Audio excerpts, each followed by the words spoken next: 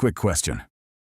In your opinion, what is the greatest plot twist in movie, anime, or manga/manhwa history?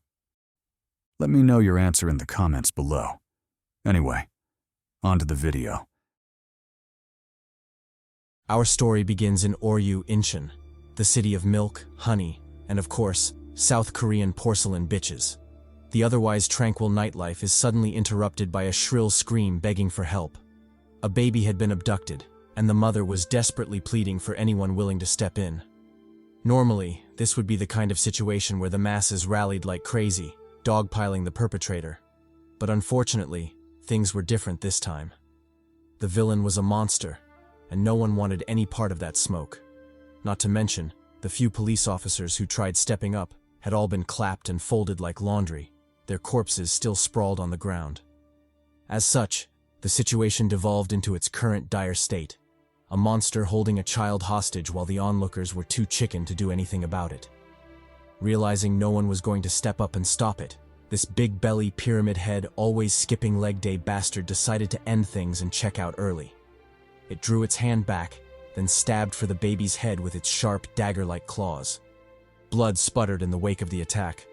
But contrary to the gruesome expectation of a mangled baby, the audience was shocked to see the monster missing an arm. Someone had blitzed past it, yeeting its arm clean off and saving the baby in the process. When everyone came to their senses, all they saw was a bleeding stump, a flying arm, and a mysterious man aura farming the shit out of the moment. Blood still dripped from his hand, confirming he was the one responsible for the monster's sudden amputation. With a face that screamed, "Try that shit again if you dare," he glared at the monster with indifference, waiting for its next move. The monster said bet, locking in as its shade quickly turned crimson. It lunged at the mysterious man, rage completely blinding its actions. As for the baby, it said fuck this, and yeeted the child into the air like rotten trash. The mother had no choice but to act fast, lunging forward to catch her chubby bundle of joy. Luckily, the baby was plus size for real, so the extra fat cushioned the fall. Back to the monster and the mysterious man. The former rushed in with a claw attack, demolishing the ground on impact. But as fast as it was, the mysterious man was faster, effortlessly dodging the blow. Advancing after the retreat, he unleashed a furious kick, clocking the monster in the jaw and sending it flying like a headless chicken straight into a nearby wall. Of course, that kind of damage wasn't enough to stop this pot-bellied, pyramid-headed bastard. It quickly shrugged it off and shot toward the mysterious man with renewed vigor, mouth wide open to swallow him whole. To this, the mysterious man said bitch please and high-kicked the absolute shit out of its jaw, sending it airborne. Pressing the attack, he cocked his arm back and unleashed a barrage of muda muda muda muda, absolutely demolishing the monster. When that still wasn't enough, he channeled his inner Luffy, blitzing it with an additional dose of Gear 2 Gatling gun. Eventually, under his relentless assault, the monster checked out, collapsing to the ground and breathing its last. Throughout the entire process, the mysterious man maintained the same indifferent expression, as if this were just another Tuesday. The crowd, however, was losing their shit, mouths hanging wide open as they struggled to process what the hell they'd just witnessed. It wasn't until one person started clapping that the rest snapped out of their trance, erupting into applause and cheers for the hero who saved the day. Shouts of gratitude and appreciation rang out, with some even offering cheeks as compensation. Of course, the mysterious man wasn't a simp, so he ignored the suspicious dude and turned to leave. As he did, the mother finally gathered enough courage to call out, thanking him sincerely and asking how she could repay him. Saving a child was no small favor, one she felt compelled to repay no matter what. The mysterious man simply looked at her, refusing to answer. If it were me, I'd have sent her after that sussy dude who offered cheeks as payment, because really, what in the ditty was that? But the mysterious man was a far better person than I am, so he left without accepting any form of compensation. Not even a slice of cheeks. Not a pinch of ass. Can you believe that? What a waste. He leaped across the buildings, leaving the crowd staring in awe. They'd heard rumors of individuals with superpowers, people who fought monsters to keep civilians safe, but this was the first time they'd ever seen one in person. They couldn't help but stare in reverie, mesmerized by the superhuman's aura. But setting all that aside, and ignoring the sheer Chad energy of the hero, was no one else going to talk about those pink pockmarked shorts? Whose grandma was missing her panties? Because this was some weird bullshit. Anyway, we switch scenes to Seoyan High School, home to future lawyers, doctors, engineers, and of course OF models, or as I like to call them, ambassadors of the cheeks. In class 3 of the school, a teacher was diligently lecturing about natural disasters. He explained that natural disasters used to refer to sudden and catastrophic natural events that resulted in serious damage and casualties, e.g. typhoons, earthquakes, and the like. However, in recent days, the term had expanded to include any calamity that could not be stopped by human means, referring specifically to the emergence of monsters into society. As he explained this, the scene shifted to 2 delinquents slacking off at the back of the class. Instead of paying attention, they were busy watching a video of the recent fight between the hero and the monster. Turns out the mysterious man had made a name for himself on the streets, often referred to as White Cap, thanks to the signature white cap he wore whenever he fought monsters. He'd been clapping monster cheeks for the longest time, building himself a noticeable fan base among the local youth. As the 2 delinquents watched, they couldn't help but marvel at the clarity of the footage. Most videos featuring Whitecap had always been low quality and shot from far away. But this recent upload, submitted by a new anonymous account, captured the fight in what looked like 4K. It was almost as if the cameraman was breathing down their necks during the battle.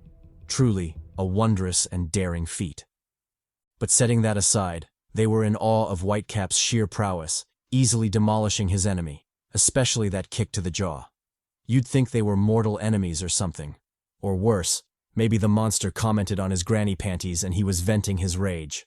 Side note, those pants are really fucking me up. Does no one else see it?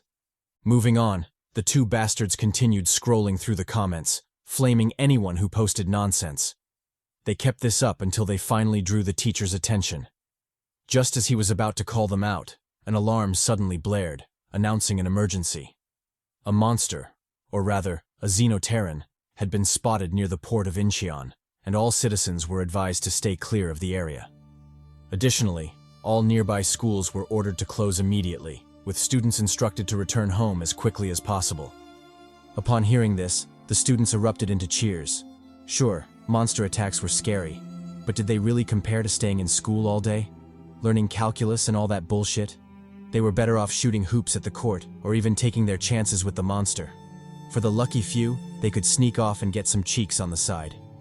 Seemingly predicting their plans, the teacher told them to settle down. He understood their excitement about slacking off, but proper emergency protocols had to be followed.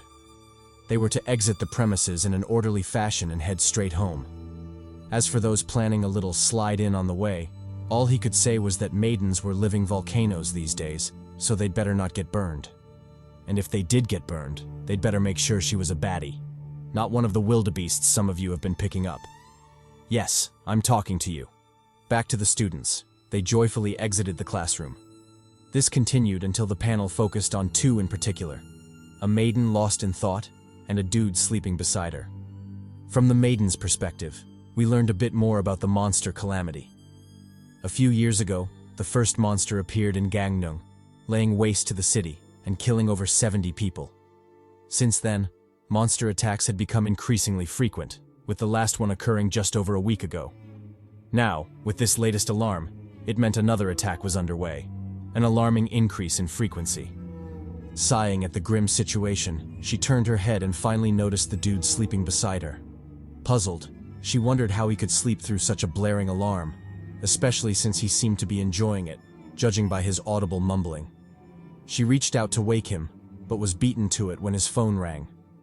The sleeper was Kang Lim, the protagonist of the story and a certified badass, also known as White Cap, the vigilante hero. On the other end of the call was his homie and sidekick, Jury, briefing him on the monster attack. After reminding him to hurry his grandma panties wearing ass, Jury disconnected, leaving Kang to process the intel. That's when Kang noticed the baddie sitting beside him. Caught staring like a creep, the maiden quickly reminded him about the alarm and advised him to leave. Kang locked eyes with her for a moment, before unleashing the most outlandish yawn ever witnessed. Clearly, he wasn't fazed by the alarm in the slightest. On the contrary, she looked kinda bad. so how about dropping her number before she left? The maiden clicked her tongue in annoyance and immediately stood up to leave. A monster was attacking, people could die, and all this idiot was thinking about was pulling bitches. What kind of messed up priorities were those? She stormed out, leaving a horny Kang behind. Once she left, Kang immediately locked in. First, he checked his go bag, making sure everything was ready, especially his vigilante costume and earpiece. With the essentials confirmed, he snuck out of the classroom in search of a secluded spot to change. Meanwhile, at the port of Incheon, things were popping off. The monster was mid-massacre, forcing civilians to fight back or be obliterated in the chaos. One of them, a heavy cargo truck driver, rammed that bad boy straight at the monster, hoping to take it down on impact. Unfortunately, it barely tickled the Xenoterran and its monstrous constitution. It tanked the hit like a champ, stopping the truck with nothing but its body. Then, to the driver's horror, it cocked its arm back and delivered a crushing blow to the vehicle, and the man trapped inside. For some reason, it also felt the need to flash its cheeks while doing so. Kinda odd, but hey, who am I to judge the artist's weird fetishes? The panel shifted to other port workers hiding for their lives. The braver of the two peeked out to see the aftermath, but nothing could have prepared him for what he saw. A truck weighing tons had been effortlessly totaled by a creature of flesh. How absurd was that? What made it worse was that his hiding buddy was a total bitch, sobbing like a maiden instead of pulling himself together and finding a way out. Irritated beyond belief, he grabbed the guy by the shirt and yelled at him to lock in. If he kept sobbing like that, the monster would hear them, and that would be the end. Unfortunately, the warning came too late. The monster was already upon them. It crept up like it was playing Splinter Cell or some shit, scaring the life out of the duo. Back at the school, Kang had finished changing into his costume. He was on the phone with Jury, who was giving him live updates from the battlefield, and from the sound of it, things weren't looking good. Jury told him to hurry unless he wanted to arrive after everyone was already dead. Kang said bet and made his final preparations. With his school uniform stashed in the ceiling, he vaulted out the window and made a beeline for the port. Thanks to his superhuman abilities, he leapt across buildings with ease, rapidly closing the distance. Speaking of massacre, we cut back to the coward and the brave fool. After being discovered, they barely had time to react before the brave one was flattened by the monster's punch and sent flying like a rag doll. When he landed, there were no signs of life, his body reduced to a mangled, bloody mess. Seeing this, the sobbing coward tried to flee, but the monster was faster. With a casual swing of its palm, it slammed him into a container, crushing his head and upper torso like a ripe tomato. Done with that, it turned its attention to another worker attempting to escape. With agility completely unfitting of its size, it leapt across containers and quickly caught up. Grabbing the man by the head, it yeeted him across the port and straight into a cargo container. The impact left him barely able to move, coughing up blood. Unfortunately, the monster wasn't finished. It crept toward him, looming overhead like a god. The sight drained all color from the man's face. Still, the monster reached out to finish the job, only for a wrench to fly through the air and clock it in the head. The attack did no real damage, but it was enough to get its attention. Turning around, the monster saw the culprit, an old geezer clearly courting death. Meanwhile, Kang was still en route. His speed was ludicrous, covering distances faster than airplanes. As he closed in, Jury reported another update. The special Xenoterran defense forces had been deployed. Though they were complete trash and utterly worthless, Jury still warned Kang to avoid them so they wouldn't interfere. Kang said bet, and doubled his speed, finally laying eyes on the port. Back in the chaos, the old geezer was losing his shit. He yelled at the other man, On, to snap out of it. How many distractions did he need before On got his lazy ass up and escaped? Flinching under the monster's glare, the old man cursed his luck. He could have escaped alone, but his conscience wouldn't let him abandon his homie. Apologizing to his wife and kid in his heart, he accepted his fate. The monster glared at him, then turned and walked away, stunning both men. Just as they thought they'd survived, the monster said psych, grabbed a container, lifted it effortlessly, and hurled it straight at the incredulous geezer. Frozen in place, he couldn't process why the monster bothered pretending to leave if it was just going to kill him anyway. As the container of death hurtled toward him, a figure came flying in like a rocket. Kang, leg drawn back. With a devastating sidekick, he sent the container flying into the distance. The geezer stared in disbelief. Who was this guy? Where did he come from? And most importantly, did his cheeks really have to be that close to his face? He appreciated the help, but come on, boundaries please. Unbothered by the geezer's thoughts, Kang made his CHADY entrance, eyes locked on the monster. With a look that screamed, "I want all the smoke," he called it out. He didn't want peace. He wanted problems. Always. Thus, the two entered an intense stare-down, ready for the fade that would follow. Before they could clash, however, Kang took a beat to consult his partner and sidekick, Jury, asking if he should attempt communicating with the monster. Jury, who'd been monitoring the situation from the hidden camera in Kang's hat, told him to give it a try. Ever since they began their vigilante operation, they'd always made it a priority to try communicating with the monsters, mostly to understand them better and to figure out their motives and origins. If they could uncover those, then the likelihood of solving the monster problem would increase significantly. Unfortunately, they hadn't had much luck on that front just yet, as all the monsters instantly turned hostile. Still, they were hoping this time would be different. With that hope in mind, Kang initiated contact, asking the monster if it could understand him, and if it could, whether it would share where it came from and, most importantly, if they had fine monster bitches over there. The monster took a beat before responding with a growl, shocking the duo of hero and sidekick. But just before they could celebrate initiating successful contact, the growl became more guttural and loud, soon developing into a full-on bestial roar. Without so much as a warning, the monster dug its feet into the ground, shooting forward to commence the attack. It had both hands locked into a slamming position, using its incredible strength to pulverize Kang. Luckily, the hero was faster, so he barely evaded the attack, which left the ground in complete disarray. Before he could pull away, however, the monster pressed the attack, lashing out with a left pimp slap. The attack landed true, sending Kang flying like a runway hoe. He crashed heavily into a cargo container, and for a second, he felt the urge to call time out on this unjust ass whooping. Wasn't he the MC? Then why was he getting his ass folded? Locking back in, he leapt off the container, did a somersault mid-flight, and landed gracefully behind the monster, finally catching his breath. With a beat to spare, he reached out to Jury, telling him communication was futile. Jury agreed, reminding him that he'd watched the whole thing.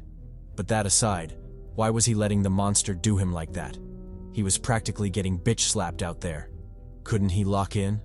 Or had he developed some masochistic tendencies he didn't know about? How embarrassing. As the two conversed, the roaring of a chopper came from above, drawing their attention. The chopper belonged to LDS, a major news station, and it had come to report live on the battle at Incheon Port. Of course, the reporters weren't foolish, so they kept the altitude of the chopper at 1,900 feet, well above the enemy. From their vantage point, they reported on Whitecap and how he was getting folded, choked, and bitch-slapped by the monster, footage that was sure to go viral. In addition, they also reported on the arrival of the Xenoterran Special Forces, although no one was interested in that because they were, trash. Speaking of trash, the panel shifted to the Sakura Haruno of the superhuman world, the Xenoterran Special Forces. After arriving on the battlefield, the commander ordered all his men to stand down, clearly aware of their situation because they were, as I've said before, trash. His men, however, were confused by this. Hadn't they come there to fight monsters? Then why were they just standing there like bystanders? The commander replied that he must not have heard what the narrator was talking about. They were trash, not the redeemable Deku kind, but the completely hopeless Sakura, Aqua, Usopp kind. They had no business getting involved in a fight of this caliber. To put it into context, he explained to his men that Whitecap alone, based on their analysis, had the power and strength to wipe out their entire unit. The same was true for the monsters he fought. If either one decided to turn hostile against them, the only thing they could do was wash their necks and save them the trouble when they came to kill them. They were truly and without doubt complete garbage.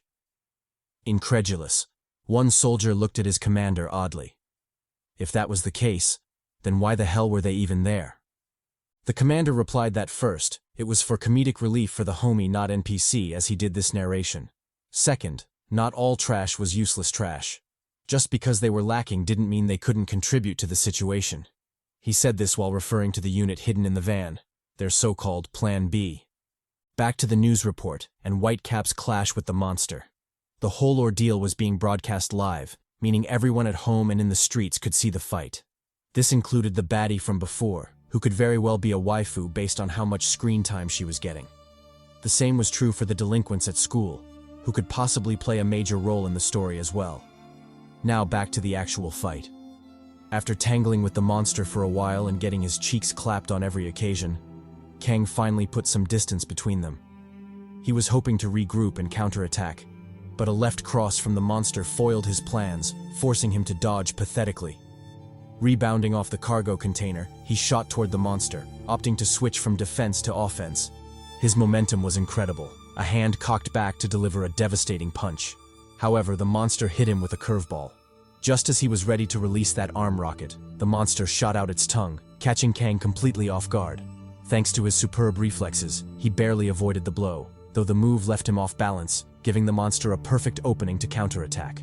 Without missing the chance, it grabbed Kang by the leg, twirled him in the air like a princess, then yeeted his disoriented ass across the port, straight into the loving embrace of a thick-ass metal container. When the dust settled, all that was visible was a hole in the container and an awkward yet worried silence among those watching. Seeing this, the commander couldn't help but clench his cheeks. The situation had developed into one none of them had desired. With Whitecap out of commission, it was up to them to hold the fort until he got back up. But could they do it? Well, there was only one way to find out. He called out to Plan B, codename B, telling him it was his time to shine. B said bet, blew open the back of the van, grabbed the top, and somersaulted himself onto the roof, his landing as graceful and chatty as Spider-Man. With a rifle in hand, he took aim at the monster, releasing a huge round on its unsuspecting ass. The bullet traveled in stealth, caught the monster off guard, and landed a direct headshot on its Voldemort face-looking ass. That shot laid it out cold, making the onlookers wonder if the job was done.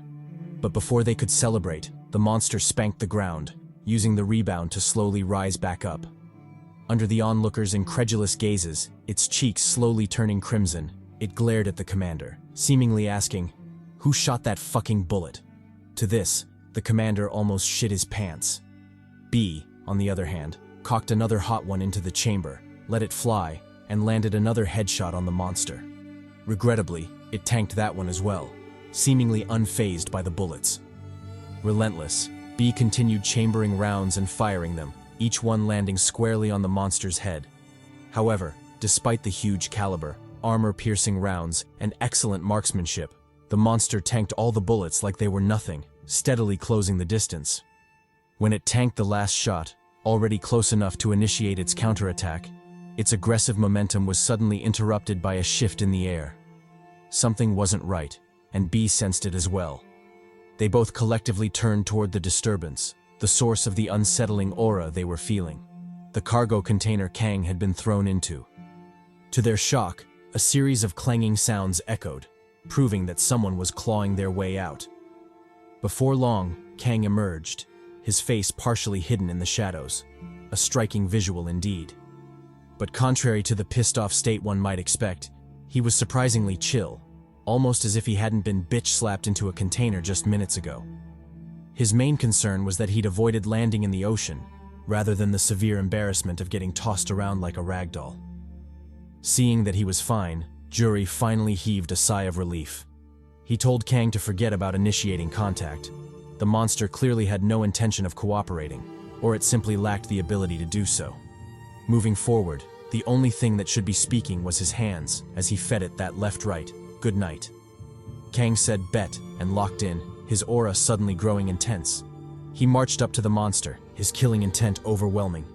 The monster flinched at the change, but by then it was already too late. Kang took another step forward, and in the next second, his figure blurred out of sight.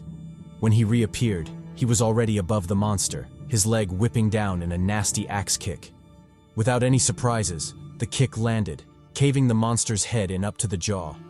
Pressing the attack, Kang lunged in with some judo-type shit, shoving his hand into the monster's jaw. Then, spinning on his heels, he yanked the bastard, stomped hard to stabilize his footing, and hurled the absolute honest-to-God living shit out of the monster, burying its head into the concrete. The attack thundered like lightning, kicking up shockwaves that rippled across the area.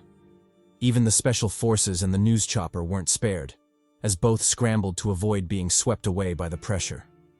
When things finally calmed down and the dust settled, the outcome of the attack was visible, and damn, was it glorious. The monster had turned into a fleshy plant, buried deep into the ground. What made it funnier was that its skinny legs were still shaking, almost as if it wanted to piss itself or something. As for the audience, their reactions were hilarious.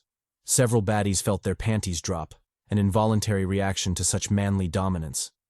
The other onlookers didn't fare much better either, their jaws hanging wide open, clearly mesmerized by Kang's might. It took a while for the reporters to pull themselves together and continue covering the scene. But just before they could do so, they noticed something that made them flinch. Kang noticed it too, and his gaze snapped back to the monster, which was unbelievably trying to get back up.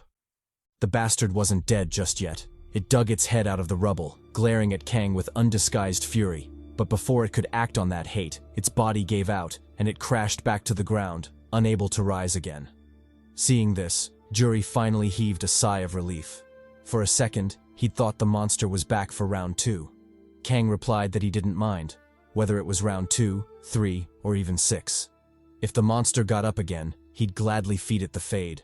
He didn't mind clapping monster cheeks for as long as it took. Besides, he'd felt its head burst when he threw it, so he knew it wouldn't pose much of a problem. As he said this, he thought back to his fight with another monster in Anmiondo. That one had been way more troublesome. Though he hated to admit it, that monster had almost pushed him to his wits' end. Jury also recalled the fight, noting that the monster had indeed been formidable. Luckily, they hadn't run into anything of that caliber since. As the two conversed, the panel shifted to a mysterious man aura farming from a distant vantage point. His face was hidden in the shadows, giving him a low-key CHADY presence. He'd been there to watch the entire fight, and from his smile, he was clearly satisfied with what he'd seen. Kang was just as ruthless and bloodthirsty as the rumors said, and more importantly, his strength was the real deal. Addressing his equally mysterious partner, he asked if she agreed with his assessment. She remained silent, her face sinking deeper into the shadows. Seeing this, the man chuckled before leaping off the edge, instructing her to wait for him. Whatever he had to do wouldn't take long. He landed behind Kang, catching him completely off guard. With a new potential enemy in the fray, Kang immediately went on high alert, his senses pushed to the extreme. He turned to face the newcomer, confidently asking who he was and what he wanted. The man, clearly leaning too deep into this aura farming business, let his long hair bristle in the wind as he replied to Kang's question. It didn't matter who he was. What mattered was that he came in peace. Well, kinda. Wasn't he Whitecap, the superhuman?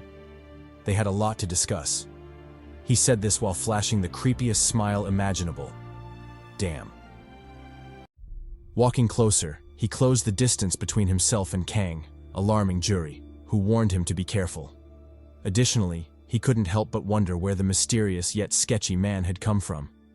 Kang replied with a nod and immediately locked in on the sketchy fella. Because of this, he also noticed that the man hadn't come alone, but had his partner monitoring the situation from a high vantage point. As for why she chose that place of all places, he didn't know. Maybe it was strategic, or maybe she just wanted to aura farm. Who knows what in the piccolo she had going on.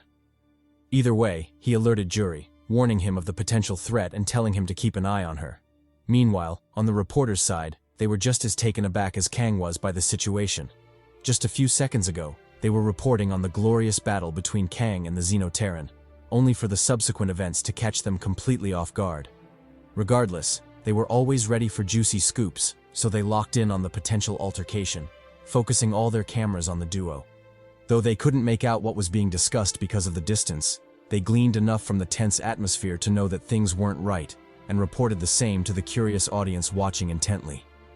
This included the delinquents from Kang's school, alongside the possible waifu mentioned before. Closer to the battlefield, the Xenoterran special forces were equally at a loss. The CHADY lieutenant, who didn't know what to make of the situation, turned to his commander for guidance. With such an odd occurrence, what were they supposed to do? The commander replied that he didn't know either. Technically speaking, they were not Whitecap's allies, just acquaintances who occasionally helped each other. Thus, if a fight really broke out, it wasn't certain whose side they'd take.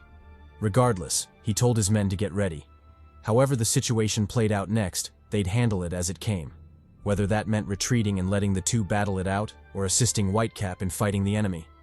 Conversely, he also told them to prepare for the off chance that they might have to fight Whitecap himself. Back to the hero in question. He was oddly being roasted by the sketchy man, who complained that his skills were rather disappointing. The battle wasn't nearly as eventful as he'd hoped it would be. Maybe he was expecting too much, but Kang definitely fell short in that regard. Still, he had to admit that it was kinda fun, especially with Kang's flair and strength. It low-key reminded him of the hero Ketchup Man. For context, Ketchup is the protagonist of a popular TV series, The Invincible Ketchup Man, which is widespread in their manhwa world. Interestingly, he also owns a bakery, because how else would you explain all that cake back there? Pause. Being compared to Ketchup, his idol, Kang immediately became flustered, his face turning red. He fumbled with his reply, alarming Jury, who knew just how weak he was to flattery. Despite his incredible strength, our boy's defense against sweet talk was basically zero. With this in mind, Jury yelled at him to get it together. He told him to forget about the rosy words and focus on the foe. Who was he, and where had he come from? Regrettably, Kang was still flustered, so he ended up speaking nonsense, asking, "Who are you from?" Completely embarrassing himself and triggering Jury, who realized he couldn't depend on the tsundere and had to lock in for the both of them. Sweet words might confuse the gullible Kang, but there was no way they would affect him. His instincts were screaming that this sketchy dude was a threat. Speaking of which, the sussy dude continued his banter with Kang. He told him that he was an avid fan, following his deeds since the beginning. From the news coverage to the clips of his battles spreading online, he'd watched them all. Even common bystander streams hadn't escaped his eyes. What was funny was that whenever a Xenoterran alert went off, he would somehow always appear on the scene, almost as if he already knew where to go. Wasn't that interesting? And how did he know exactly where to go? He asked this while looking at the camera on Kang's hat. Grinning playfully, he told Kang not to worry about it. He wasn't there to cause trouble. Although he was glad to finally see him in action firsthand, he had other matters to attend to and hadn't come there purposely for him. Plus, he wasn't his enemy, so why worry? Kang replied solemnly, asking why he should believe him. As far as he was concerned, the mysterious man was sketchy as hell, giving him Taemin vibes. If he wasn't careful, he might just get stabbed in the back. To this, the sketchy man, who we'll temporarily call Foxeye, kept his mouth shut, refusing to answer. Jury, on the other hand, reminded Kang of a similar encounter in Samchok. Back then, mysterious men in black suits had shown up claiming to be allies, but the second Kang dropped his guard, they tased him, obviously planning to kidnap him. To Jury, this situation was eerily similar, so he advised Kang to proceed with caution. They didn't know if Foxeye was working with the government or if he was a military asset. Either way, it was better for him to leave the place as fast as possible. Kang acknowledged the warning and prepared to leave, but before he could make his move, Foxeye mentioned something that caught his attention. He said that ever since the appearance of people with special abilities like Kang, the world had chosen to label them with a special title, superhuman. Well, he would have him know that he too was a superhuman, just like him. On top of that, they weren't the only ones. There were several others besides them, each living their own lives, either privately or publicly. But one thing they all had in common was that they defied common sense. Whatever people considered normal was utterly irrelevant before them, easily overturned by their absurd power, way beyond anyone's wildest imagination.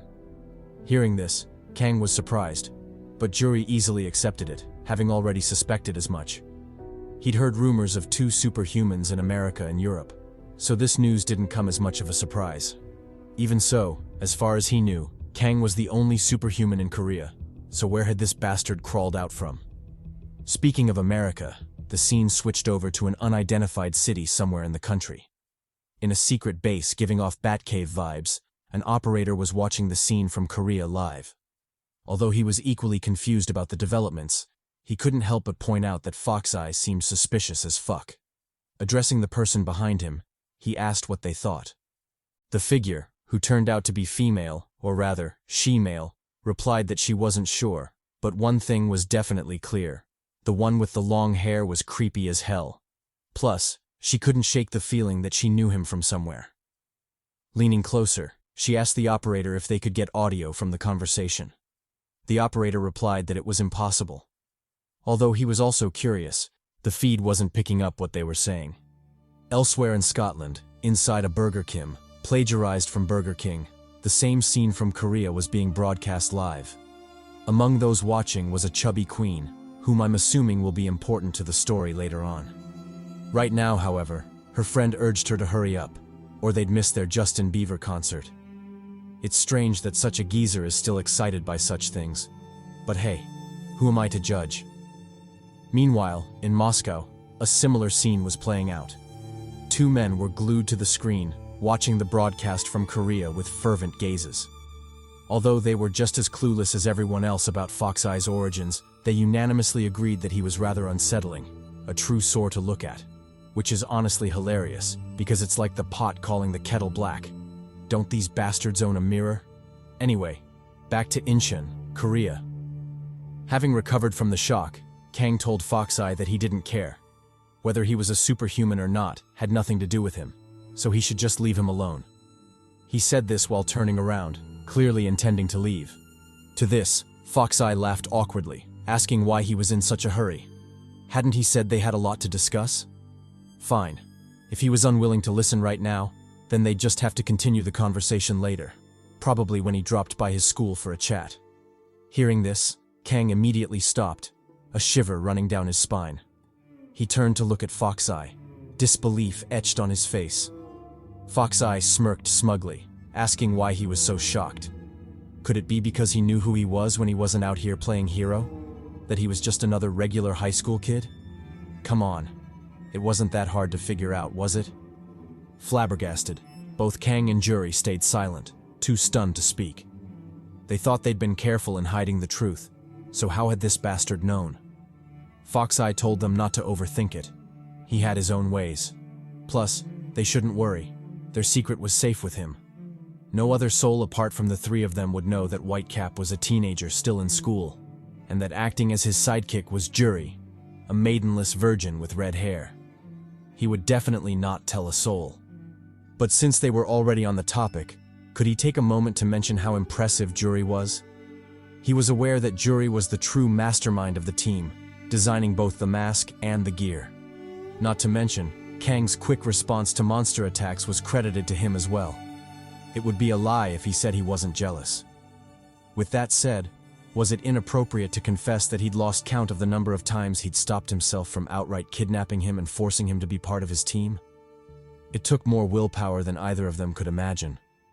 But since they were already talking about it, he might as well make up his mind and pay Jury a visit instead, seeing as Kang clearly had no interest in talking to him. Who knows? Maybe Jury would turn out to be a better conversationalist. Terrified, Jury felt his hair stand on end, his mind racing with ideas about how Foxeye knew so much about them. Just how did that bastard do it? Chuckling sinisterly, Foxeye once again repeated that they shouldn't worry. Everything he'd said was just harmless banter. There was truly no need for either of them to get worked up. To this, Kang told him to miss him with that bullshit.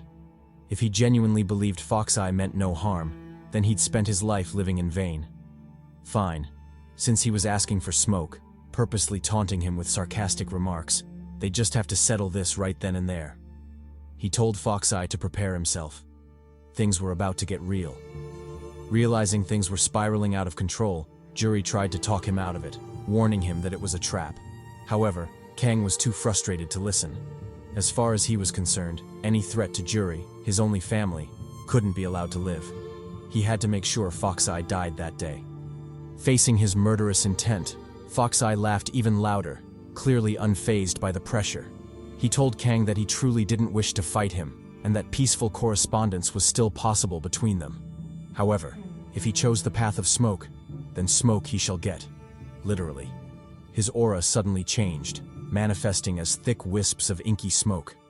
Kang said, "Bet," and lunged at him, his body moving so fast he broke the sound barrier.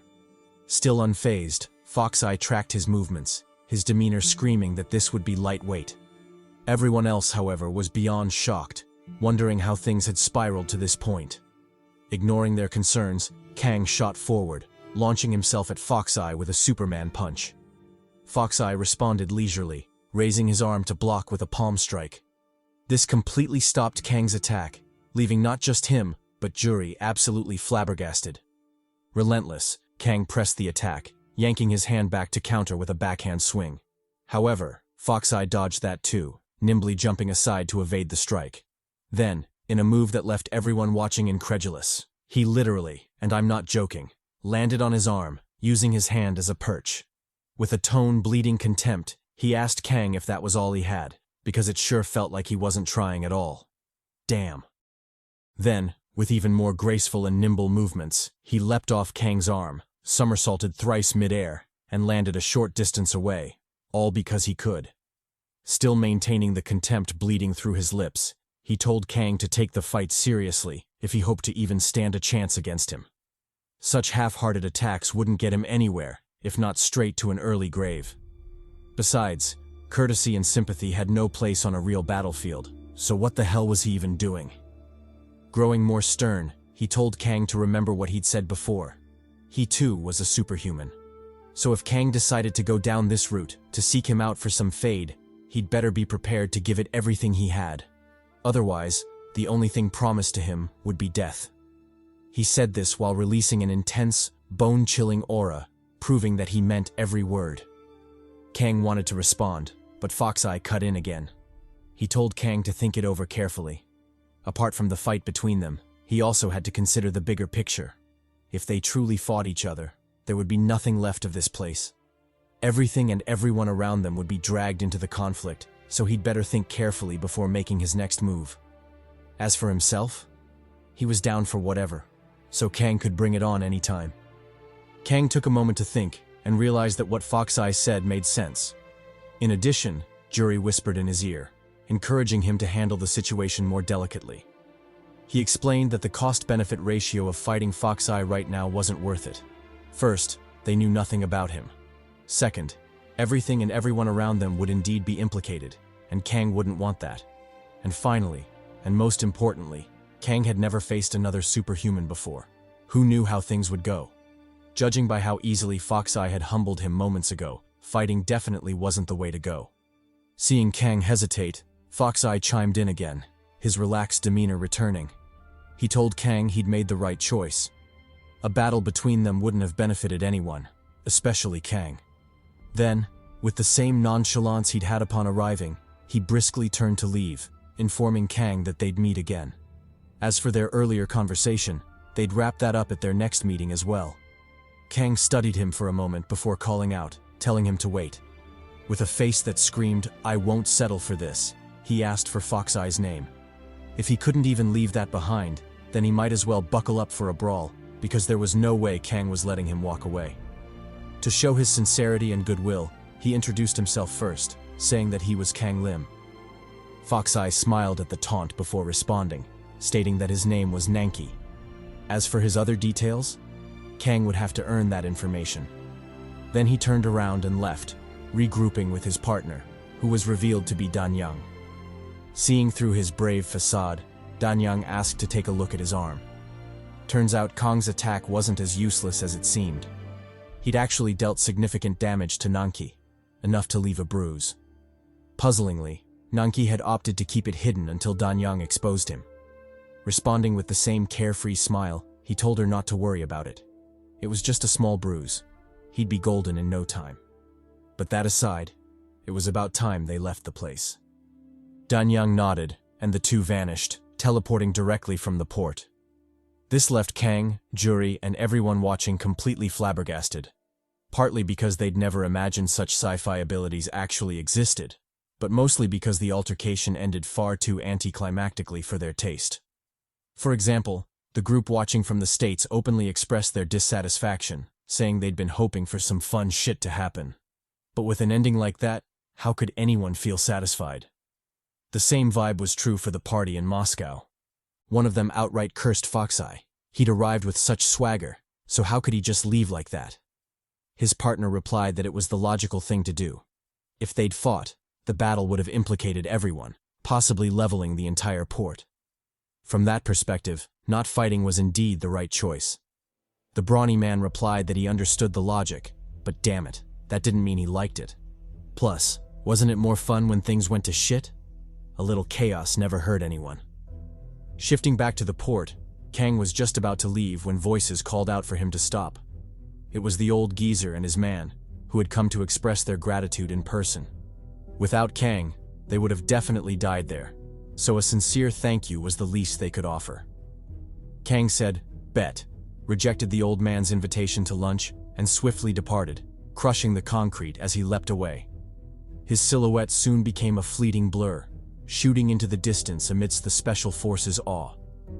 After he left, the commander finally snapped back to his senses and began organizing post-battle logistics. Casualties had to be tallied, and most importantly, the Xenoterran's corpse had to be secured. With that, he briskly issued orders, soon turning the port into a hive of activity. While this was going on, Agent B voiced his own complaints. He informed the commander that the experimental ammunition was severely lacking. It wasn't just the shape or explosiveness. The whole thing was a letdown. If they went into battle against Xenoterrans with such trash, the only outcome would be a one-sided massacre. The commander responded with a grave expression, indicating that he understood. He promised to speak with the researchers and hopefully have them develop weapons capable of supporting them in their fight against monsters. B grimaced, crushed the shell casing, and walked away, leaving the commander lost in thought. As he mulled over their uncertain future, a call came in, snapping him out of it. Looking at the caller ID, the commander's expression immediately changed. Damn it. Why did it have to be him? Still, it was his direct superior, so he had no choice but to answer. Upon connecting, the commander immediately began giving a situation report. He told General Ojin Baik that the battle was over, and Whitecap had left after defeating the Xenoterran. The general asked why he was only reporting in now. Hadn't he given specific orders to be informed the moment the situation was resolved? The commander fumbled his reply, saying he was just about to call. The general told him to spare the excuses. Since he was hard of hearing, the commander should listen carefully to his next words. The safe transportation of the Xenoterran corpse was the highest priority, and no mishaps would be tolerated. The corpse had to be loaded onto Cargo 101 and leave the port securely. Everything after that would be handled personally by the general. The commander's role, however, had to be executed flawlessly. The commander responded with a firm salute, stating that it would be done. In fact, the corpse was already being loaded as they spoke, and it wouldn't be long before it departed. The general nodded in approval and told him to get to it. Once the cargo ship was airborne, it would no longer be under his jurisdiction, so he should focus on withdrawing his troops from the port as soon as possible. The commander saluted and ended the call, clearly seething at the general's arrogance. Still, he was his superior. What could he do about it? Meanwhile, on the general's end, barely a second passed before he dialed another number. From his demeanor, it was clear he too answered to someone higher up. When the call connected, the general endured the other party's arrogance and delivered his report. He spoke about the Xenoterran attack, the casualties, and Whitecap's role in resolving the crisis. Halfway through, however, the other party rudely told him to get to the point. He had no interest in hearing such nonsense. The general complied and spoke about the corpse instead, reporting that it was already en route and would arrive at Area Falcon by midnight the following day. He attempted to mention something else, but the man cut him off again, saying his time was precious. If the general had anything else to say, he could save it for later, or keep it to himself. Either was fine. Then, with a tone dripping with malice, he warned the general never to waste his time like that again. If he ever reported useless matters such as civilian casualties again, it would be the last report he ever gave.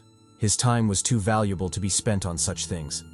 Hanging up, the man continued ranting, saying he didn't give a damn.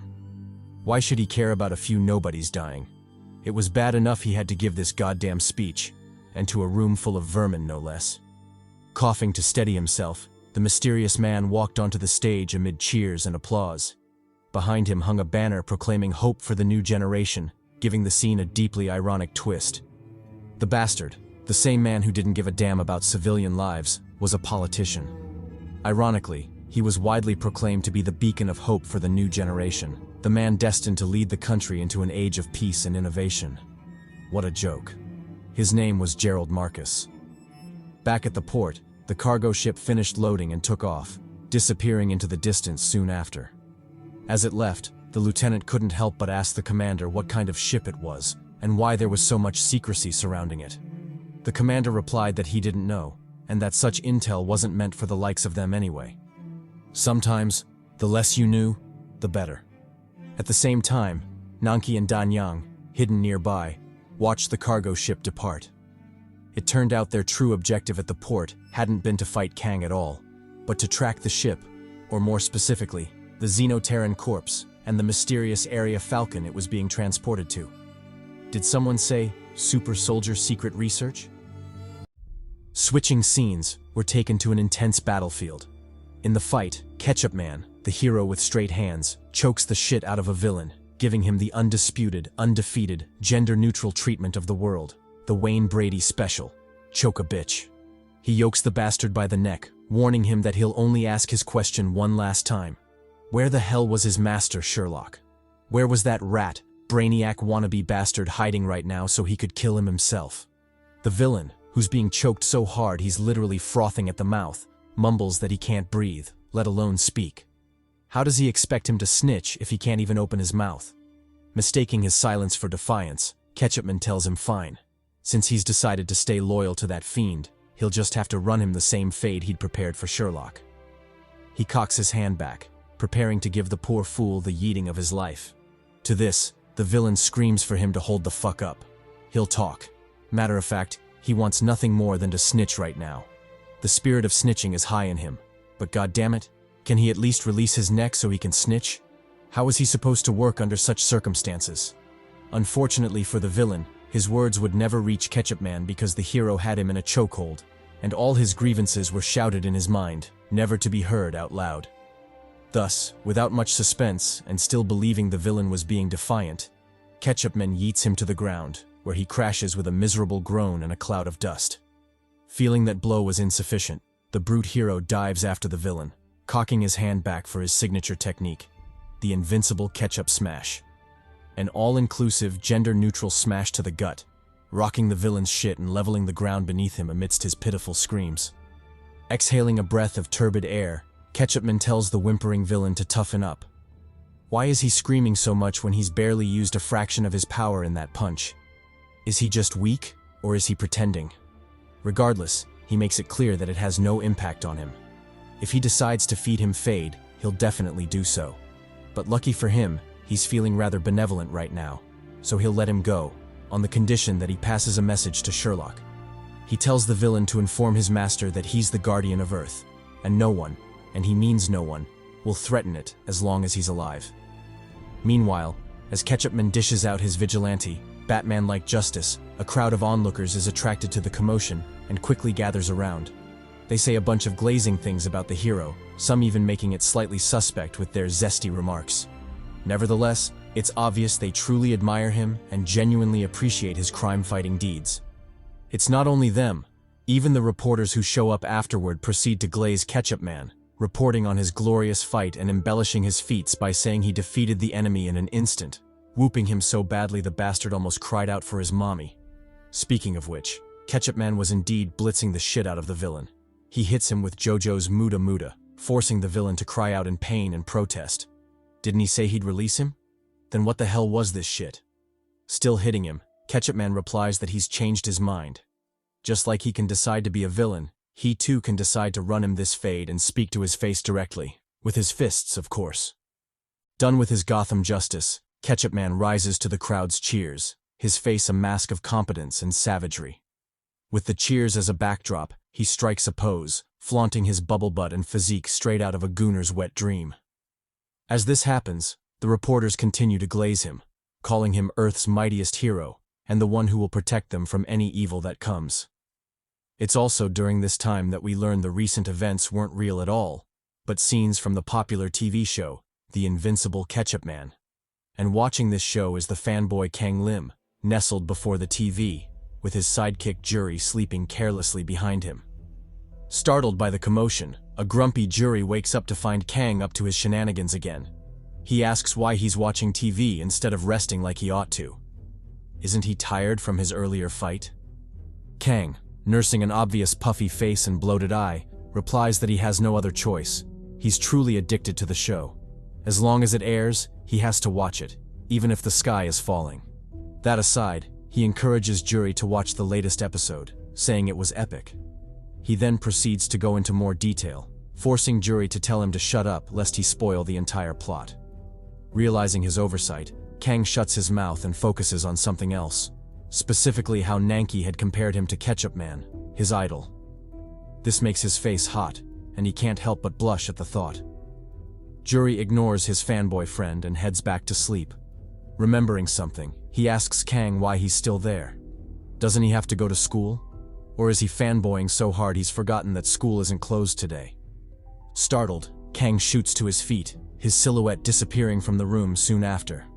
As he scrambles to collect his things and rush out, he grumbles about the absurdity of the situation. Wasn't the Xenoterran attack just a few hours ago? How could school already be open? Jury, pissed that Kang didn't close the door behind him, yells that the monster was already dead, so why wouldn't school be open? He tells him to hurry his ass up, otherwise he'll truly be late. A few minutes later, en route to school, the frantic Kang is drawn to a conversation taking place ahead of him. The topic is Whitecap, his secret identity, and his latest fight against the Xenoterran and Nanki. One guy, clearly a hater, states that Whitecap nearly got his shit rocked. The powerful punch he threw at Nanki was blocked effortlessly, making him believe Whitecap would have been cooked if they'd actually fought. His friend counters, saying that although he was rocked, he wouldn't go as far as to say his shit would have been cooked. Whitecap was equally formidable after all. The hater insists, encouraging him to ask anyone else. They should have seen it too. His friend snaps back, telling him to shut his mouth. He sure has a lot to say for a keyboard warrior who hides behind a screen while others fight for their lives. Regardless of what he thinks, Whitecap is a hero, and he won't accept puny bastards sullying his name. Taken aback, the hater asks what he's on about. He'd made a careless remark. Surely that wasn't enough for him to go off like that. His friend tells him to watch his mouth now that he knows. Whitecap constantly risks his life to protect them from Xenoterrans. It would do him well to keep his thoughtless words to himself. Triggered, the hater lashes out, telling him to miss him with that bullshit. Whitecap a hero? Who told him that? Didn't he hear the rumors? That Whitecap is a military experiment? Probably a cyborg created by the government to combat the rampaging Xenoterrans. Hearing this, even Kang was low-key pissed. Him a cyborg? Who came up with such nonsense? Before he could react, the loyal homie snaps first, threatening to act on behalf of Whitecap and beat his ass if he keeps spreading rumors. The hater tells him to bring it. He welcomes the beef. Just as the two are about to throw down, the loyal homie accidentally bumps into someone from behind.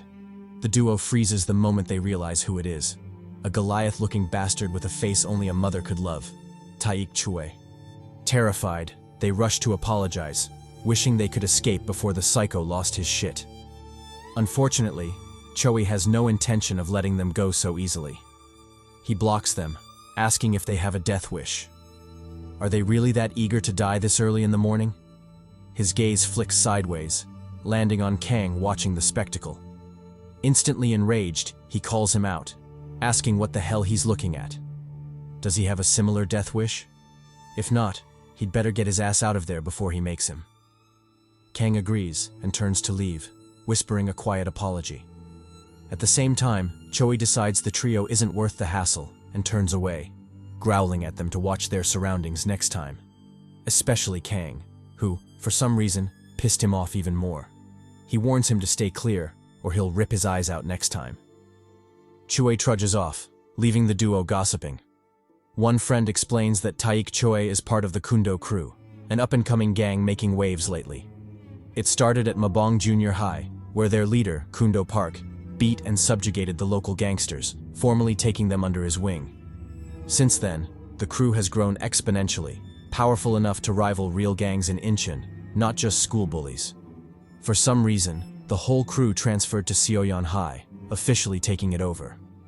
As for the brute from earlier, he's the enforcer, Taik motherfucking Chue. Stressed, the loyal homie wonders why those bastards even came to their school. If they want to play street, why not do it in the real streets? Either way, they're screwed. He hopes he never runs into them again. He even pities Kang, just a bystander who looked the wrong way at the wrong time. But the die is cast, and all they can do is stay as far away from the Kundo crew as possible. As for Kang, he can go die for all they care.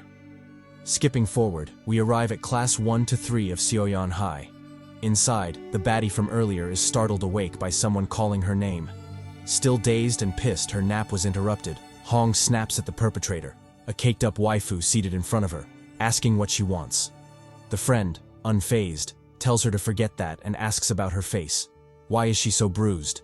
Was she out boxing again? Hong replies that maybe she was. But what business is it of hers? She isn't her mom, so why the nagging? The friend, Jinju Yo, a first year just like her, looks at Hong sadly before flicking her gaze away, landing on Kang, who just so happens to be passing by at that moment. Noticing the handsome Poppy, Jinju calls out to him, telling him his fly is down. Startled, Kang takes a second to load before scurrying to the side, desperately trying to recover his lost aura. Unfortunately for him, his nakedness had already been witnessed by Jinju and Hong, the best baddies in the story thus far. Getting up to leave, Jinju whispers to Hong that her class is full of poppies. If she knows of any others, she should send them her way. Hong tells her to fuck off, then grows more serious, pointing out the faint smell of cigarettes on her. Was she hanging out with those weirdos again?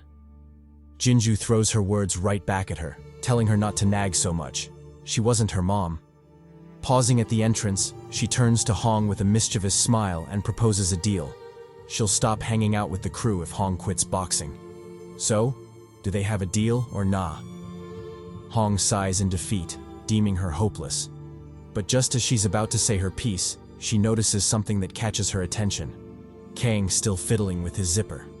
Matter of fact, the idiot had actually broken it, exposing his boxers and draining whatever aura he had left.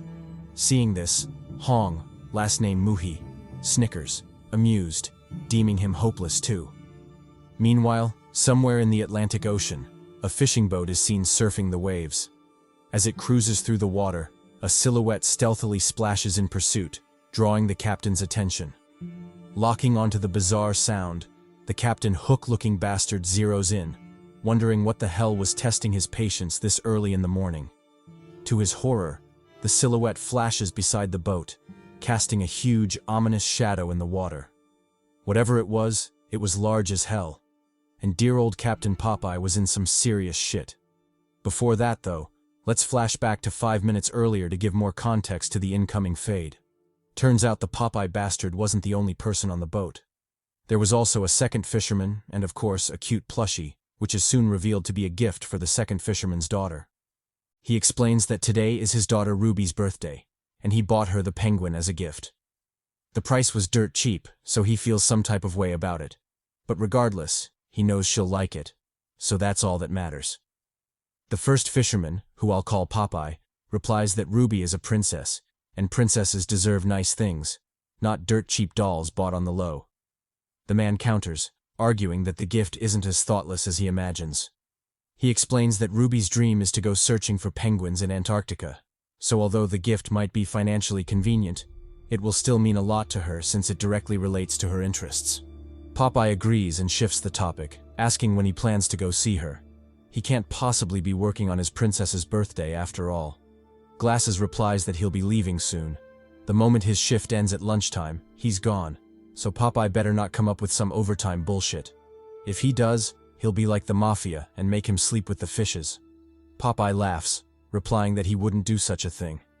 As for making him sleep with the fishes, good luck with that. He won't even need his special spinach to fold his ass. Glasses laughs as well and heads into the cabin. As he does, he laments that his daughter has been growing more and more distant lately, and it's all because of his job. It keeps him so busy he barely has time to spend with her. Just the other day she told him she barely recognizes his face, and that hit him hard. So as a result, he he's decided to cut down on work and spend more time with his princess. Hopefully, after this birthday, he'll never hear hurtful things like his daughter forgetting his face ever again. Popeye sympathizes and reflects on his own situation with his daughter. Painfully, he realizes he's never given her a proper gift, not even on her birthday. He can't help but grow melancholic, wondering if it's too late. She's already an adult after all. Noticing this, Glasses tells him not to give up. Even if she's grown, there's still time to make things right. Popeye nods and changes the topic, hoping to distract himself from the ache in his heart. He tells Glasses to place the doll in the cabin. Otherwise, the seawater might mess up the thoughtful gift he picked out. As he says that, the timeline catches up to the present moment, right when he notices the shadow in the water. And similar to how things played out before, the shadow flashes to the boat's side, puzzling Popeye, who is suddenly getting a very bad feeling about the situation. Meanwhile, inside the cabin, Glasses continues his banter, completely oblivious to the dire turn of events outside. He says something about the plushie, but obviously Popeye is too distracted by the looming shadow to pay it any heed. His eyes are locked onto the silhouette, evident horror flashing within them as the shadow shoots out of the water, arm raised to deliver a deadly blow. Before Popeye can react, the arm comes down with the might of a demigod, obliterating him along with the lower half of the fishing boat. The boat sways violently, rocking Glasses, who struggles to understand what the hell is going on. Was Poseidon attacking them or something? Otherwise, why would the boat be throwing it back like that? He heads out of the cabin, ignores the narrator's wild remarks, and goes to investigate exactly what is happening. As he steps outside, he comes face to face with a scene that will haunt him for the rest of his life. A life that is bound to be rather short based on what's going on right now. A monster, or rather, a Xenoterran, has squashed the shit out of Popeye, flattened his head, and is now standing in the boat, glaring at him menacingly. The sight scares the hell out of Glasses, who belatedly realizes he won't be seeing his family and daughter again. Damn. Back at Seoyan High School, we're taken to Class 1-3, where a lesson is underway. However, unlike regular classes, the teacher is talking about the recent monster attacks and what they mean for the country. He starts off by shedding light on the situation, explaining that the frequency of monster attacks has been increasing lately, with the count totaling 3 in that year alone. He also explains that the monsters, or rather Xenoterrans as they're called, are a legitimate threat to the people, with many dying each time they reveal themselves. It's no wonder everyone is terrified, with some even refusing to leave their homes for fear of an attack. Regardless, they are now a real part of reality, so it's best to talk about them and understand as much as possible. Know thy enemy and all that shit. Looking at the overly attentive faces of the students, faces they never show during normal lessons, teacher Changsik Park can't help but feel a twitch in his lips. If only they were this focused during regular classes. Nevertheless, he ignores the thought and continues. To kick things off, he explains the origin of the name Xenoterran. Xeno means different in origin, foreign or strange. Just like it's strange that your girl gets random late-night texts from Burger King telling her to come pick up a large package. Damn. Terran means monster, and can also mean inhabitants of Earth. Put together, the name best describes the species. Strange monsters. Name aside, a lot of information has been gathered since they first appeared a couple of years ago. For example, they are strong as hell. They have the physical ability to total a freight truck with a single blow and still have enough stamina to continue battling. Not only that, their speed is monstrous too, with some clocked at over 124 miles per hour. Thus, it's no exaggeration to call Xenoterrans walking calamities, with massacres occurring almost every time they appear. Since their first appearance 5 years ago, a total of 37 Xenoterran attacks have been recorded, resulting in 517 casualties, with many more injured. As for Korea, 6 attacks had occurred, not counting the previous days, which brings the total to 7. In that most recent attack, 14 people lost their lives, and the number would have been higher if not for Whitecap and his timely intervention. Of the 7 attacks in Korea, 5 were handled by Whitecap alone. The other 2 are mysterious, to say the least. The conditions surrounding their resolution are covered in dense fog, obstructing any meaningful attempt to investigate. The 5 handled by Whitecap, however, are straightforward. Mokpo, Samcheok, Taeyeon, Oryu, and Incheon port. In all those cases, Whitecap crashed out, obliterated the Xenoterran, and saved lives. But because of that, and because of his existence alone, people can't help but draw a connection between him and the monsters. Who is he? Where did he come from? Is he a military cyborg? Or worse, is he somehow related to the appearance of the monsters themselves? There's plenty of speculation, but no concrete evidence. Whitecap and the Xenoterrans remain mysteries. Still, that hasn't stopped people from fearing Xenoterrans and worshipping superhumans, believing they are humanity's last hope, a beacon lighting the path into the future. Changing topics, Park talks more about the two attacks not stopped by Whitecap. Although many of the details are shrouded in mystery, a fair bit is known about each incident. For example, the first attack in Pohang, 2015. That was the very first Xenoterran attack ever recorded, making humanity aware of the existence of these strange creatures. It was gruesome. Dozens of corpses scattered across the site, and many more injured. Puzzlingly, among the bodies was the corpse of the attacking monster itself. It had been slain by a mysterious individual whose whereabouts are, as you might have guessed, still unknown to this day. The second attack is even more bizarre, not to mention the most tragic Korea has dealt with so far. A total of 75 people died that day, with over 100 severely wounded. It was a true nightmare, made worse by the fact that the monster escaped. To this day, it remains the only Xenoterran to reveal itself and live to tell the tale. Because of that, it was given a name, Heptahorn, modeled after the 7 horns protruding from its body. Eyewitness testimonies paint a grim picture. Just as countless people were being slaughtered, humans dropping like flies, a giant, long-haired man appeared and fought Heptahorn. But the man soon disappeared, followed by Heptahorn, who rose into the air before vanishing as well. This series of events stunned the public. Experts went crazy trying to crack the code, but none have been successful so far. The best theory they've come up with is that Heptahorn fought and killed the meddling giant, but suffered grievous injuries in the process, forcing it into hiding as it waits for another opportunity to strike. In fear of its return, several government organizations were created in preparation for Heptahorn, or any other Xenoterran, that might rear its head. First, the Xenoterran Alert Control Center, responsible for sending out public alerts in the event of an attack. Second, the Special Xenoterran Defense Forces, SXDF, tasked with bringing the fade to the monsters and engaging in combat, should freaks like Whitecap fail to appear and handle business. In general, Park explains that there's still a lot humanity doesn't know about Xenoterrans, or their superhuman counterparts. Why do they attack humans? Where are they from? Is the long-haired giant really dead? If so, where is his body? And where is Heptahorn hiding while it nurses its wounds? There are still too many mysteries, including Whitecap himself and his possible connection to the elusive duo of Heptahorn and the long-haired giant. As Park begins wrapping up, he suddenly realizes something infuriating. The students have long since dozed off. Some are even snoring loudly in the classroom. This immediately pisses him off.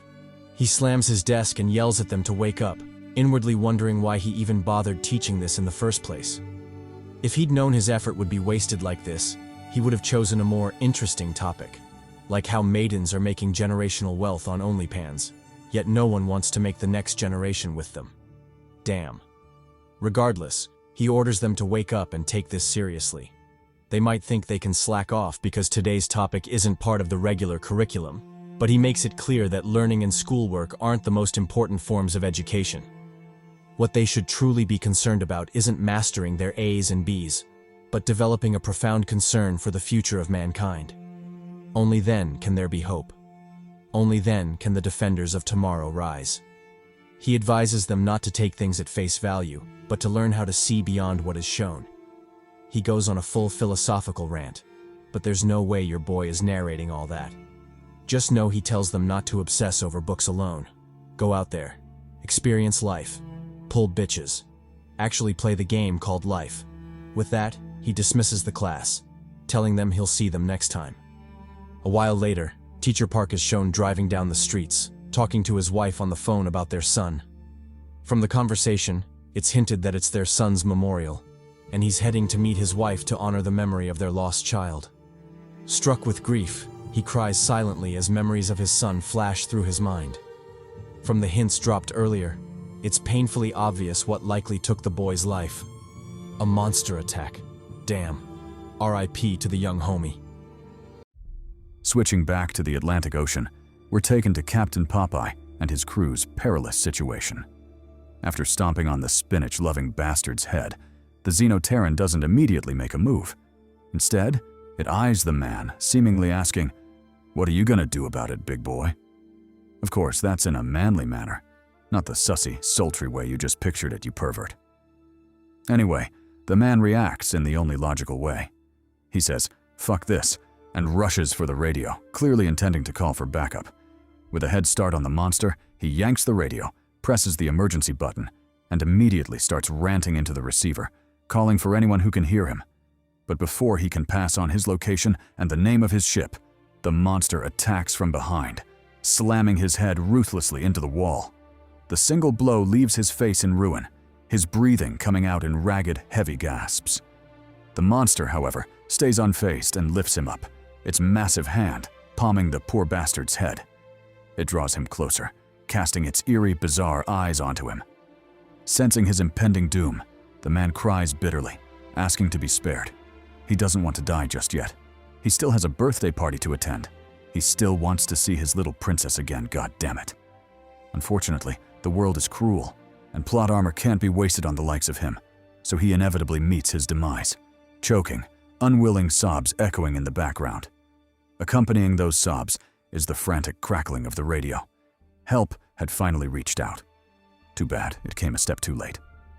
Elsewhere, on the massive Atlantic Ocean, the sound of laughter and enjoyment rings out. Waifus and baddies play on the deck, their anime cheeks and cakes giving nosebleeds for real. Besides them, there are also some sorry bastards. But who gives a damn about them? Let's focus on the mommies instead. They are the residents of the Opera, a cruise ship that sails the Atlantic, and currently none of them are aware of the monster that just invaded their paradise. Meanwhile, on the bridge, a more serious discussion is underway. The captain, who's been briefed about the recent Mayday signal, asks his staff what's going on and if they have any more information. The staff reply that they do. The ship radioing for help is a trawler, and judging by the coordinates they recorded before the connection was lost, they believe it should be approximately 10 miles from their location. They should be able to reach it within 25 minutes if they floor it. The captain instructs them to go ahead. They should be able to carry out a swift rescue if they hurry. The ship thus turns, making a beeline for the trawler.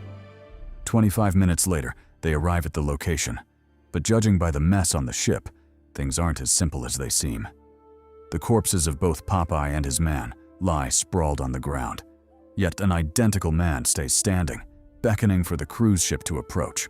It's clear that this is the Xenoterran in disguise, using the poor fellow's skin to deceive the ship into drawing closer. What a cunning and insidious creature. Back in Seoyang High School, we're taken to the cafeteria at lunchtime. The students are lined up to receive their meals, and the same goes for this duo of sketchy bastards. The chunky one cries that he's hungry, to which the skinny one with the face of a 50-year-old uncle teases that he's always hungry. When has he ever admitted to being full? Chunky claps back, telling him not to mess with him.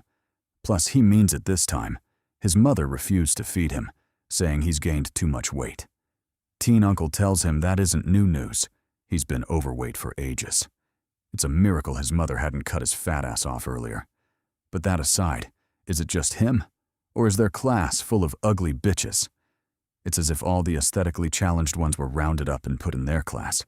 Where's the justice in that? Chunky replies that he's one to talk. With the face of a conniving uncle, he's the last person who should comment on such things. Besides, he's sure the ladies feel the same way about him and his ugly ass. Fuming, sketchy uncle, Changriol Wu, claps at his friend Debong Lee, asking whose side he's on. Shouldn't he be supporting his homie right now? Lee replies that the maidens always come first. But another thing, he should be glad to be in their class because all the other classes are hell right now. Confused, Wu asks why that's the case. Is a thick mommy causing chaos or something? Lee replies that it isn't a thick mommy. That's just the narrator's pervy thoughts showing. Instead, It's the Kundo crew.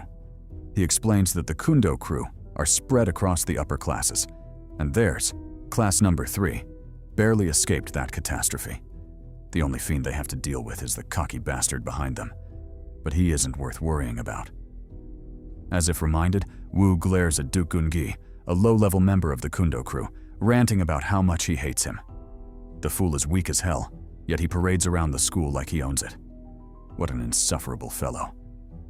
Lee tells him to calm down. Guy and his punchable face aren't worth the trouble.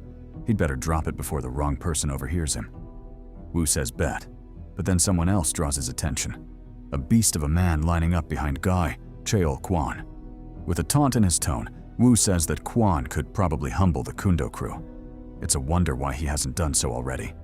Lee replies that it's more like he doesn't want to, not that he can't. Quan tends to avoid fights unless he's provoked. Case in point, the bully at their junior high school who got bodied when he tried to mess with him. From then on, it was established to just leave the sleeping dragon alone, lest they get clapped. Wu sighs and walks forward, clearly intending to let the dragon be, though inwardly he can't help but hope for Quan to step up, to whoop the Kundo crew and show them what they're made of. A little while later, it's the duo's turn to be served. As expected of Porky Lee, he asks the server to fill him up, and not with that soup bullshit, but meat. All he wants to eat is meat. Pause. The lady replies that he can have all the meat he wants. She considers all of them her children, so giving him a little more meat, pause, to help him grow strong and sturdy isn't much of an issue to her. Moved, Lee asks if he can call her mom. On second thought, how about mommy?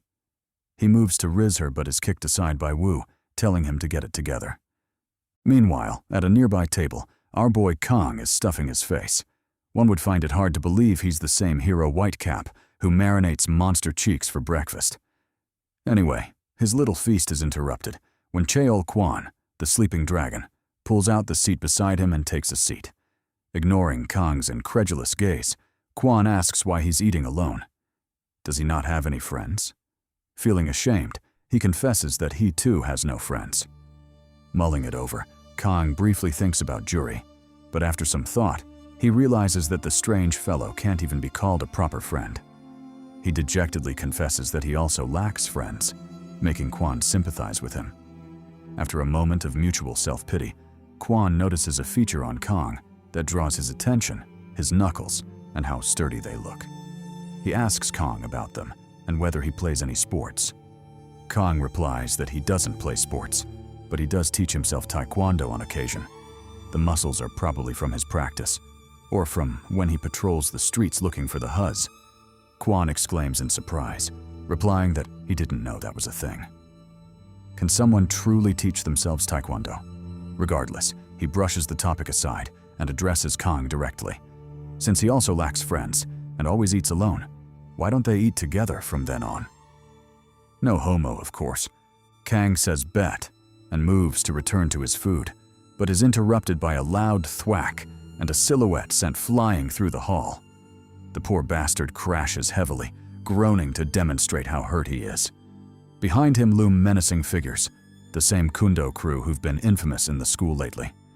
Tai-ik Choi, probably the one who yeeted him, grunts that weaklings like them shouldn't get in their way.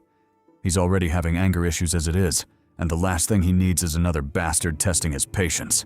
He yells for the rest of the students to make way, lest they be like that bastard and get sent flying. The students react differently to this threat. Some scurry away, while others, like sketchy Uncle Wu, click their tongues in irritation. What's all the fuss about? Can't they see he's trying to eat peacefully, goddammit? Quan and Kang, on the other hand, stay silent, though the obvious frowns on their faces show they aren't with that shit at all. Ignoring the varying reactions, Choe dares those who wish to come at him.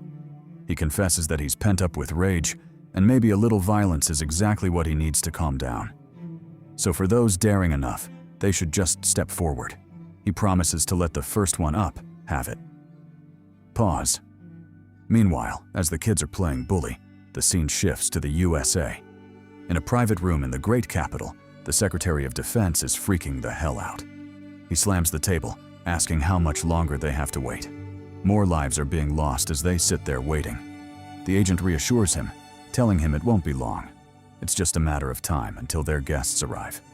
Speaking of the devil, the door opens with a creak, and in walks the hero baddie from before, St. Pearl, and her partner, Gellin Withrow. She asks the agent James to give them a briefing. James replies that time is of the essence, so he'll keep it short. He explains that a couple of hours ago, one of their cruise ships sailing in the Atlantic was taken over by a Xenoterran. The ship houses more than 3,000 passengers, kids, men, but most importantly waifus and baddies, who shouldn't be harmed under any circumstances.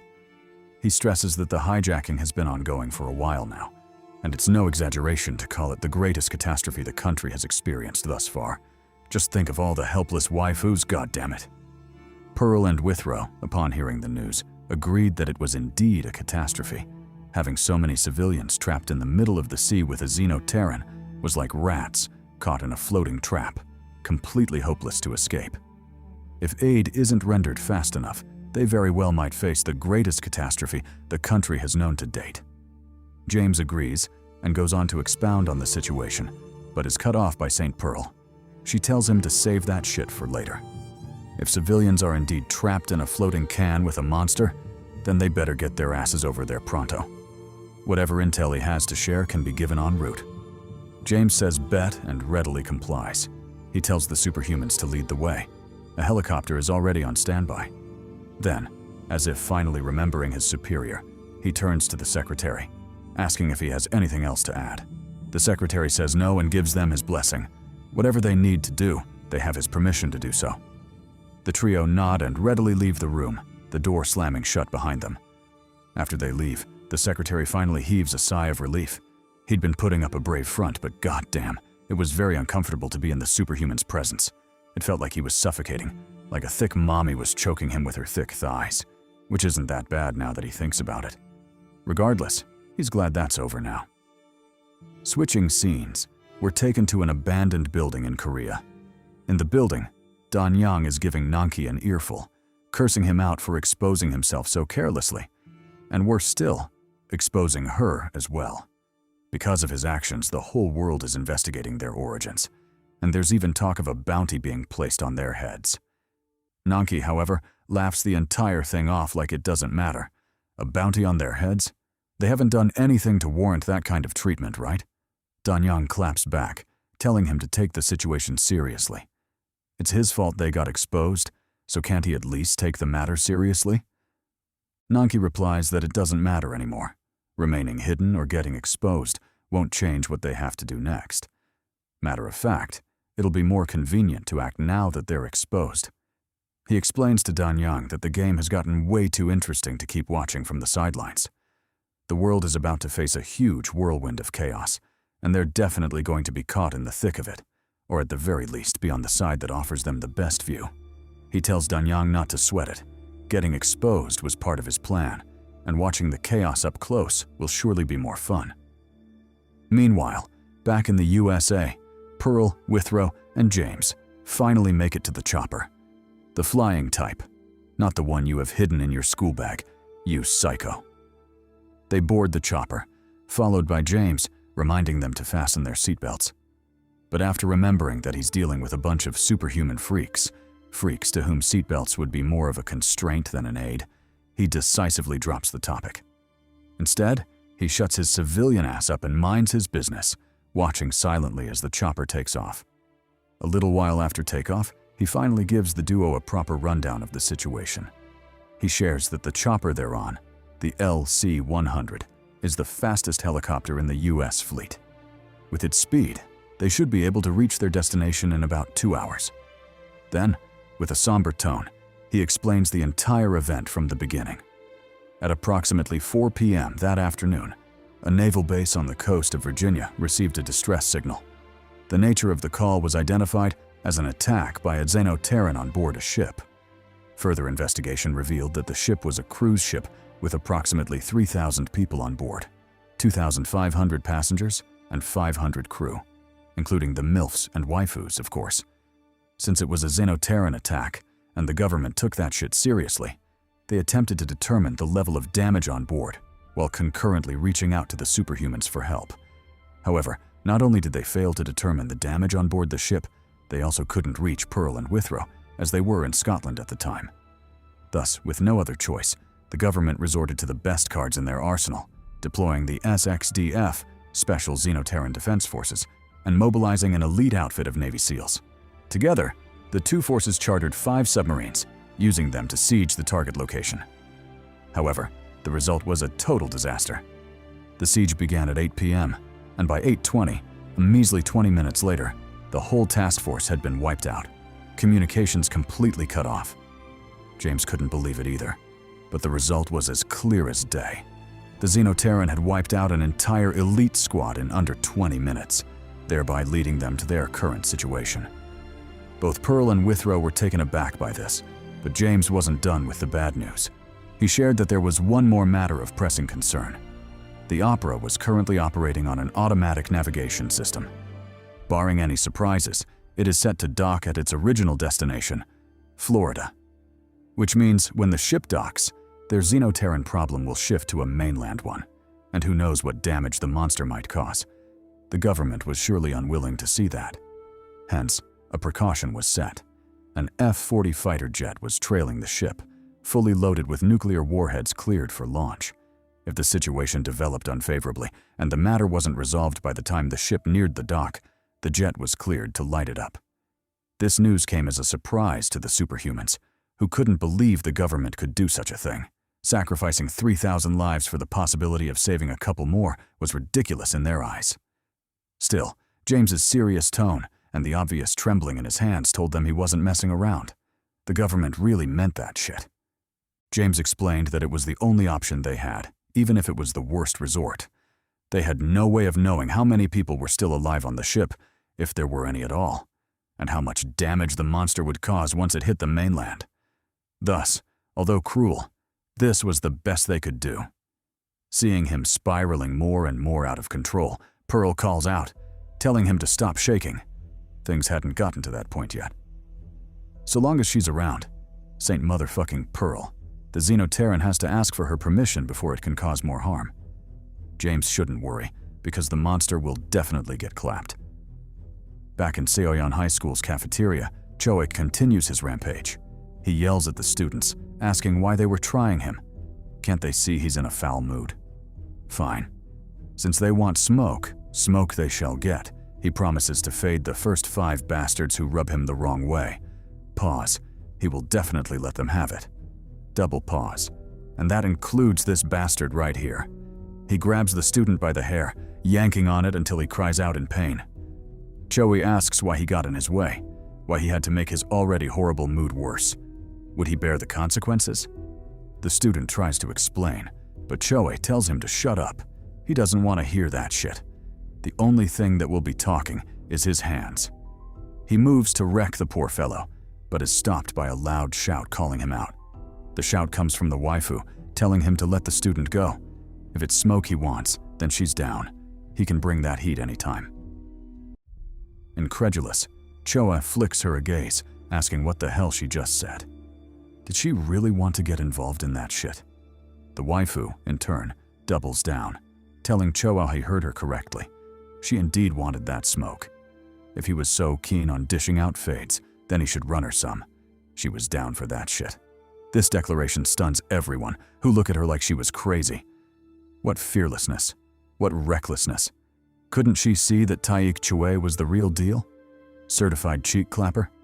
She'd really stirred the hornet's nest this time. As expected, Choi said bet and matched her energy. First, he yeeted the poor boy to the side, throwing him away like he was a pile of trash. Then, with menacing steps, he closed in on Muhi, asking the brave baddie if someone had spiked her food or something. Was she under the baptism of Senior Escobar's secret sauce? Because how else could she explain such foolishness? Regardless, he let her know he didn't care what she was on. Whether it was Escobar's cocaina or Heisenberg's blue crystal, none of that mattered. What truly mattered was that he was a gangster, and his hands were rated E for everyone, meaning he beat girls too, and domestic violence was really his last name. Saying so, he swung at her, unleashing a bit of that gender equality no jutsu. Muhi flinched, but before the slap could send her flying, a figure intervened, firmly grabbing hold of Choe's hand. The figure was Quan, who told Choe to stop the bullshit. If he truly wanted Fade, then he should mess around with the boys, pause, and not trouble the waifus with his nonsense. For example, he was ready for smoke right now. So was Choe down or nah? Witnessing this, the whole cafeteria went crazy, with Choe's boys wondering what was going on. This was supposed to be a routine cheek clapping, so where the hell did that bastard Quan come from? The same was true for Chunky and Sketchy Uncle, who became incredibly invested in the fight, especially Sketchy Uncle, who shoved Chunky's head to the side, telling him to stop blocking his view. How was he supposed to watch the drama with his big head in the way? Meanwhile, the subject of the ruckus, Choe, had just about had enough of the bullshit. He whipped his leg back, landing a nasty kick to Quan's flank, sending him skidding into the distance. Regrettably, the blow wasn't as strong as Choe imagined, and Quan easily tanked that shit, his arms raised in defense. Fuming, Quan asked if that was all he'd got. He sure hit like a bitch for someone so large. Regardless, it was his turn now, and he hoped Choe wouldn't disappoint him. Under the spectators' fervent gazes, he rushed at Choe, unleashing a powerful kick to his head. Choe barely blocked it, but the blow left him reeling, his footing becoming a stumbling mess. He faltered and swayed for a while before barely regaining his balance. Still, Quan wasn't done just yet.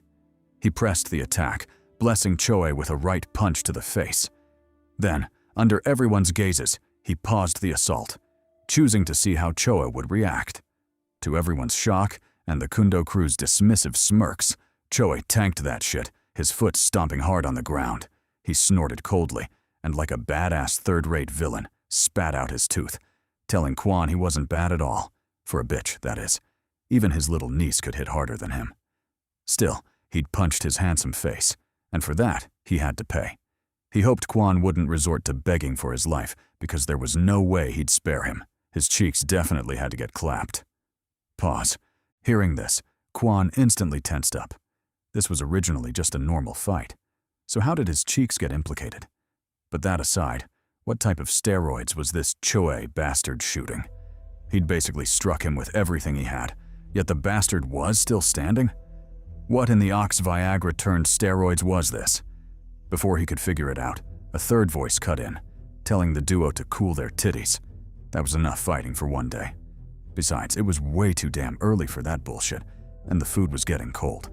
Glancing at the new arrival, Mu Namgung, a boss of the Kundo crew, Taik Chue told him to mind his business. He'd promised to clap some cheeks, and he was anything if not a man of his word. Cheeks definitely had to be clapped that day. Pause. In response, Mu, nicknamed Baby Blue, told him to let it go. It was better to end that ruckus before the dean got there. The observers, particularly Chunky and Sketchy Uncle, watched on with undisguised tension, especially Sketchy Uncle, who confessed that he was getting a bad feeling from Mu Namgung. It almost felt like the Xenoterran-looking bastard had a whole graveyard in his closet. In response, Chunky told him to shut up before he got them into trouble. He explained that Mu Namgung is the most heavy-duty of the Kundo crew bosses. Although he's only ranked third in the gang's internal rankings, he is without a doubt the most ruthless and feared boss of the crew, more than capable of fucking up their day.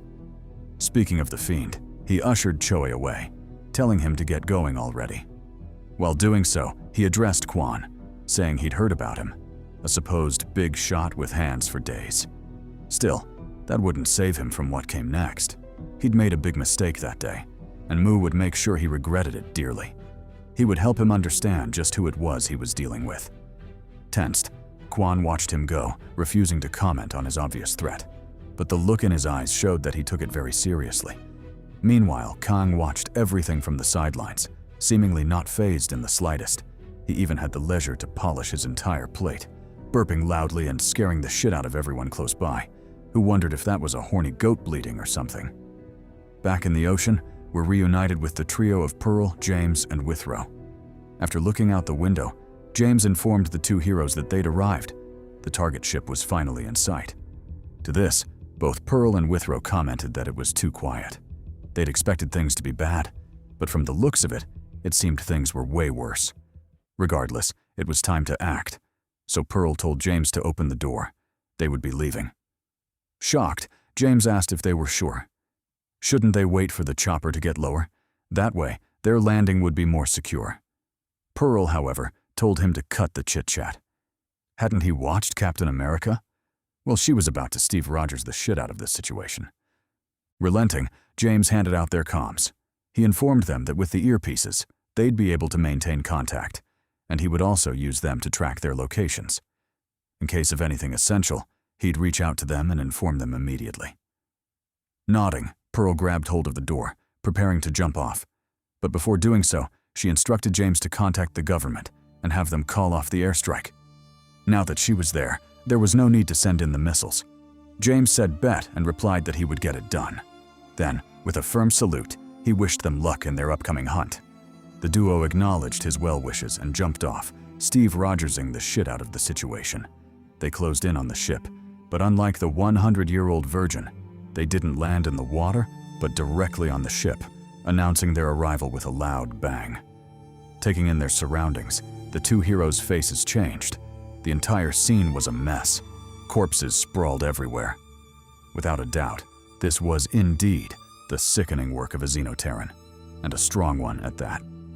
Taking charge, Pearl instructed Withrow to move out. They had a monster to hunt. Withrow said bet and followed along, his face a mixture of rage and regret. Unbeknownst to them, the prey had already clocked their movements and was watching their every action intently. From the looks of it, who was the prey and who was the predator had yet to be determined. Back to James in the chopper. After sending the two heroes off, he immediately settled into his role as support, informing the duo about the layout of the cruise ship. He explained that the Opera was a massive ocean liner with a surprisingly complex structure that varied with each level.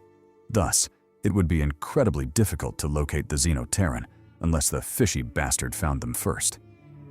Chiming in, Withrow replied that that wasn't a problem. All they had to do was cause a bit of a ruckus, and the bastard would surely show itself. Pearl agreed, but also proposed splitting up. Since the aim was to draw the monster out, they'd have more success if they covered more ground. Though hesitant, James eventually got on board, mapping out an efficient route for the duo to take.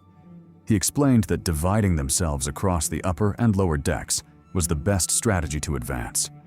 One party would start on the upper deck, head into the engine room, and slowly make their way downwards from there, whereas the other would start at the storage room, move in reverse, and equally make their way upwards to the bridge. If they moved like that, they would cover more ground, and, more importantly, increase their chances of running into survivors, if there were any still alive. The only problem, however, was that the plan was risky as fuck. Moving alone meant they would have to fight the Xenoterran solo if they ran into it, as opposed to tag-teaming the shit out of it by moving together. This risk could not be underestimated. Pearl, however, wasn't fazed in the slightest. She told James not to worry about it. Plus, they truly had no other choice. If they hoped to rescue survivors, then speed was their best ally, meaning they had to split up. Withrow supported the idea, saying it was their best bet for now. Whoever ran into the Xenoterran could just consider their luck shitty and try to hold on for as long as they could. Still, it was yet to be determined who'd truly be in danger if they ran into the Xenoterran. Maybe he and Pearl had what it took to clap mega cheeks, and the monster would just be sending itself to the afterlife by running into them. Pearl said bet and turned to leave. Since everything had been discussed, there was no point lingering further. Plus, what Withrow had just said had struck a chord in her. Maybe she really was the ultimate cheek clapper, and running into the Xenoterran was her big break. Regardless, it was time to leave. She still had an appointment with some monster cheeks after all. Jumping off the deck, she Steve Rogers the shit out of the fall before stabbing her hand into the hull. With that as leverage, she slowed her descent, eventually stopping just shy of the ocean surface. Still, that was more than sufficient, as she'd ended up exactly where she wanted to be, the hull outside the storage room. Wasting no time, she kicked off the boat, gathering momentum before swinging back in with a devastating attack, effortlessly tearing her way into the storage room. Once inside, Pearl, the offshoot Captain Marvel with a severe steroid addiction, took in her surroundings, finally confirming that she'd made it to her destination. The storage room, as evidenced by the shit ton of boxes in her way. Contacting James, she reported the same, asking him to confirm her exact location. James replied that she was on the 4th basement level, exactly where they needed her to be. But that aside, what could she see around her? And were there any survivors in her location? Pearl replied that she couldn't see anyone, just a pile of boxes and a bad bitch standing in the room. The baddie was obviously her, which is to say there was no one else around, not even corpses. James said bet before switching to Withrow, asking the homie how his search was going. From his tracking, he could tell Withrow had made it quite deep inside. Pause. So, did he find anything of note? Withrow replied that the only thing he'd found was corpses, and a hell of a lot of them at that. From the moment he entered that cursed ship, the only thing he'd laid his eyes on was destruction and dead bodies. Not exactly the best views for sightseeing. Regardless, he would keep searching, so James should wait for updates, should he have some. As the two conversed, the comms started bugging, glitching and buzzing in their ears, making contact incredibly difficult. This alarmed James, who looked out the window, wondering if the incoming storm had anything to do with it. But after some consideration, he deduced that the likely cause was their location, the Bermuda Triangle. Based on the ship's route, it was scheduled to pass through the triangle, but James hadn't thought they'd be so unlucky as to time their operation at that exact moment. Still, the job had to be done, so he signaled for the duo to continue, even though moving solo without comms was incredibly dangerous. Back to Withrow on the ship. After moving around for a while, he finally ran into his first survivor, though the dude was clearly out of it. He increasingly spouted a bunch of nonsense, talking about a monster and how they'd been deceived. Curious, Withrow moved closer to the man, eager to know what he was talking about. But after listening for a while, the man's words seemed even more nonsensical, leaving him quite puzzled. He kept talking about a devil and how it had fooled all of them. Worse still, his wife had been the devil all along, and she still let him hit. What kind of fucked up shit was that? Confused, Withrow wondered if the man was delirious from fright. Was he witnessing how fear could destroy a man? He wanted to report back to James, but the comms were still bugging, making the relay impossible. Meanwhile, James wasn't having a picnic either. With the comms down, he was essentially useless, because the one thing he could do to help the supers was officially off the table. Sure, he could still track their locations, but without comms to report any findings, what good would knowing their location be? As for Pearl, she also picked up on the oddity with the comms, but her side was relatively calm, so she didn't care too much. She continued searching the storeroom, only stopping when someone called her name from behind. Turning, she was surprised to find that it was a little girl, the first survivor she'd run into thus far. The girl, in turn, became ecstatic upon recognizing her, asking Mrs. Pearl if she'd come to rescue them. Pearl replied that she had, but there was one thing she needed to get right. She wasn't Mrs. Pearl, just Pearl. She was still a prime maiden, after all. Meanwhile, on Withrow's side, things finally took an interesting turn. After searching through the ship and ignoring the man who might or might not have cracked a devil, evidence still pending, he finally arrived before a bloody door. Pushing it open, he found himself in the banquet hall, and it was a mess. The whole place reeked of blood, and an unsettling feeling covered the room. Just as he was about to back out and say fuck that to the typical horror movie stereotypes, he noticed something that caught his attention. Pearl, or what seemed like Pearl, standing in the middle of the room, double-cheeked up like a duck on Sunday dinner. Withrow was taken aback by this and asked how she'd gotten there, but more importantly, where she'd gotten all that ass. In response, Pearl turned to face him, her expression as cold as ice. When she finally opened her mouth to talk, what came out wasn't the sultry voice of the superhuman baddie, but the bestial growls of a monster. That wasn't Pearl at all, but the Xenoterran cosplaying as her, hence the massive difference in their cheeks. Nevertheless, Withrow went on high alert. Too bad it was too late. Before he could react, the monster suddenly lunged at him, chomping down with a sickening crunch. It drew blood, but Withrow reacted fast, jumping back to avoid more damage. When he distanced himself from the monster, the full extent of the injury became apparent, and it was bad. His right arm had been bitten clean off, blood sputtering like a fountain. Still, he wasn't out of the woods just yet. The monster rushed in for seconds, opening its massive maw to swallow him whole. Speaking of swallow, it's confirmed. That poor bastard did crack a devil. Damn. Back to Withrow and the monster. The second the monster lunged at him, Withrow lost the initiative, constantly forced into a retreat by the Xenoterran. He weaved through the hall, dodging and retreating, trying his best to put distance between himself and the fiend. Finally, after much struggle, he shook off the Xenoterran and hid behind a pillar, buying himself some well-deserved reprieve. While hiding, he couldn't help but curse himself for being careless. Sure, the monster was caked up, but it shouldn't have been enough to lower his guard that much. If things had gone wrong, then it would have been his head that was eaten, instead of his arm. Nevertheless, he'd put himself in quite a pickle, and he would need to figure shit out sooner rather than later. Reflecting on the monster he'd just fought, he surmised that, apart from being a catfishing bastard, fooling down bad homies like himself with cheeks, it was a genuine shapeshifter, hence why he'd been fooled by the pearl disguise. But not only that, the beast had surprisingly high attacking power, which is uncommon for stealth-type monsters such as itself. All in all, the monster was an anomaly, which only spelled trouble for him.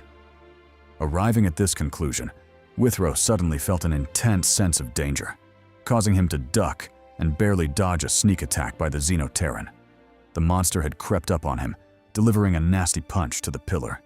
In response, Withrow blessed it with a roundhouse kick, landing a direct hit and sending it tumbling through the building. It ricocheted off the walls before crashing down, leaving a massive pit where it fell. However, even that wasn't enough to stop the monster. It tanked Withrow's attack, shook off the dizziness, and crawled out of the pit like it was nothing, to the dismay of the homie Withrow. Speaking of the homie, he finally saw the monster's true appearance, and his initial reaction was, it looked like trash. He'd rather it had kept the St. Pearl disguise, because, at least in that form, it had hella cheeks. Still, it wasn't time for such distractions, so he quickly locked in. Grabbing hold of his shirt, he tore it off his body. With a bit of effort, he ripped it into pieces, using the fabric to fashion a bandage. Then, with murder in his eyes, he faced off against the Xenoterran, telling it to be wise and cough up his arm. If it couldn't, then he'd have no choice but to spread it wide, pause, and go in to retrieve it himself. The monster said bet and charged at him, clearly unfazed by his slightly gay threat. Meanwhile, back in the chopper, James was losing his shit. The horrible weather was already messing up their tracking, and now he had Withrow's signal jumping up and down, making him wonder if it was a connection issue, or if the homie was truly getting his shit rocked. To be safe, he ordered the pilot to land the plane. That way, even if he was still useless, he'd at least be useless closer to the battlefield. As for Pearl, she was being led through the storage room by the child, who took her to the hiding spot of the other survivors. When they got there, Pearl was genuinely taken aback by the number of people who'd managed to escape that catastrophe.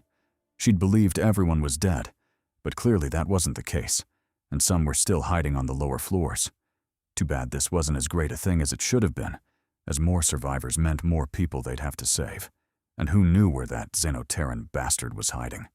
If anything happened to the survivors, and she was helpless to do anything about it, despite being there, then that karma would solely fall on her. Meanwhile, back in the fight against the Xenoterran, things had taken a desperate turn. The duo faced off against each other like rabid dogs, tearing through the building and leveling anything that got in their way. The fight led them to the middle of the hall, where the Xenoterran pressed the attack, lunging at Withrow with a right punch. Withrow blocked, but the move left his right side open, which the monster jabbed at, hoping to take advantage of his missing arm. However, Withrow was one step ahead, using his leg to block the attack. Who needs two arms when your legs are flexible as fuck? But that aside, I understand the deadlock, but why is the monster arching it back like that? Is it just me, or are the cheeks way too tooted up in this panel? Ignoring the narrator's usual nonsense, Withrow reflected on his condition real quick. Maybe it was because he'd lost an arm, but he was struggling in hand-to-hand combat in ways he'd never experienced before. Or maybe it wasn't him, and the monster was the anomaly. Nevertheless, he had to shelve those doubts as the monster bit at him, opening its maw to swallow him whole. Reacting quickly, Withrow kneed in the face, forcing it back and putting distance between them. He observed the collapsed monster, but deep down he knew that wasn't enough to take it down. Sooner or later, it would rise again, and he'd have no option but to continue his desperate bout to the death. That being the case, he had to take it down for good, right then and there, lest the fight became a battle of attrition, one he would definitely lose. With that resolve, he activated his superpower, intensifying his aura and startling the Xenoterran quite a bit. It wanted to react, but Withrow was faster, flicking his gaze to a wine barrel, the target of his ensuing plan. With zero hesitation, he lunged at it, delivering a low kick and sending the stored wine gushing out, straight for the confused Xenoterran. But before the harmless liquid could splash onto it, Withrow activated his superpower, turning the wine into sharp crystal projectiles, which rained down on it, forcing the monster into an uncomfortable situation. It could barely protect itself, let alone interfere with Withrow's subsequent actions. Thus, with no hindrance at all, he grabbed a nearby bottle of wine, smashed it into the wall, and allowed its contents to gush out. Contents that, under the influence of his superpower, crystallized, turning into a sharp lance of death. With the weapon in his hand, Withrow told the Xenoterran to come at him. He was done playing around. With how long of a day he'd just had, he wouldn't mind ending it with some good old murder. The gruesome kind, of course. Lunging forward, he closed in on the Xenoterran, arm cocked back, clearly intending to make the final bout a close-quarters melee. But before that, let's flash back a little bit, back to when Withrow was being scouted as a possible new member of Pearl's team. In an interrogation room, the homie Withrow was being questioned, as James and Ben, both members of Pearl's team, watched from the sidelines. Through their dialogue, we learned that the reason Withrow had been arrested in the first place was that he'd clapped hella gang cheeks. Some members of the Brood's gang had messed with him, and Withrow, not willing to let it slide, slid on them, successfully tenderizing all their cakes. Not only that, he was also suspected of being behind an infamous gang cleansing just the previous month, where members of another gang, the Safario gang, were all beaten to an inch of their lives. When the police got there, the usually hardened gang members were so delirious with fear that they swore off crime, even willing to become law-abiding citizens. Incredulous, Ben shared his respect for Withrow. To think the homie would be so brazen as to go after gangs that even the government tends to stay clear of. Was that the so-called balls of iron he often hears about? Replying, James told him to keep quiet. Pearl had begun her interrogation of Withrow, and he didn't want to miss anything. In the interrogation room, the female version of Captain America, the caked-up Steve Rogers, Pearl asked Withrow what his deal was. He beat up gang members and was immune to bullets. It was obvious that he was a superhuman, but what was he after? Plus, how did his power work? All the villains beaten by him had serious wounds, but for some reason, their wounds tended to stop bleeding instantly, as if their blood had crystallized. This puzzled Pearl, so she asked Withrow to explain, if he was willing to share, that is. Withrow considered it for a second, before activating his power, targeting the cup in Pearl's hand. The coffee she'd been drinking suddenly solidified, crystallizing like it was uncut gems. Withrow explained that that was his superpower, the ability to solidify any liquid. He also didn't know how it worked exactly, so Pearl shouldn't expect a step-by-step tutorial. But yeah, that was pretty much how he'd been swiping cheeks in the streets lately. Continuing, he explained that the ability manifested through his willpower and required significant focus and stamina to work. With both, he didn't have a problem defeating any enemy that came his way. Confused, Pearl asked if it was a freezing ability of some kind. Was that how the ability worked? Withrow replied that it was a bit different from freezing. Although the concept was similar, his solidification worked on levels far exceeding simple freezing, and that the liquid would almost become as hard as diamond, completely different from simple freezing. Testing it out, Pearl marveled that his ability was quite useful. Under the right circumstances and through skillful use, it could become a deadly weapon in a life-and-death crisis. Fast forward to the present, and Pearl's words are proven true. With a crystallized lance in his hand, Withrow jabbed at the Xenoterran, successfully blowing off half its face. The seemingly ordinary frozen liquid struck with such speed and force that it completely overshadowed any conventional firearm, effortlessly obliterating a chunk of the enemy's head. Still, this wasn't enough. The monster recovered, shook off the pain from the attack, and counterattacked, landing a nasty punch to Withrow's side. This sent him flying into the nearby wall, crashing pitifully and coughing up a mouthful of blood.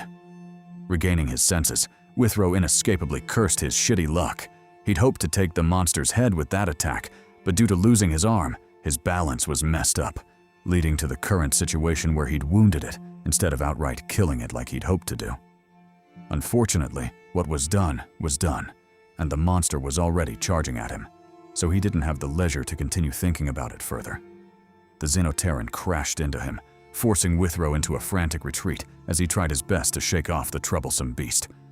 While running, he couldn't help but marvel at how tenacious the monster was. Sure, he'd missed his attack and only blew off half its face, but that was still half of its face. How was the monster moving around like it was nothing? Wasn't that some bullshit?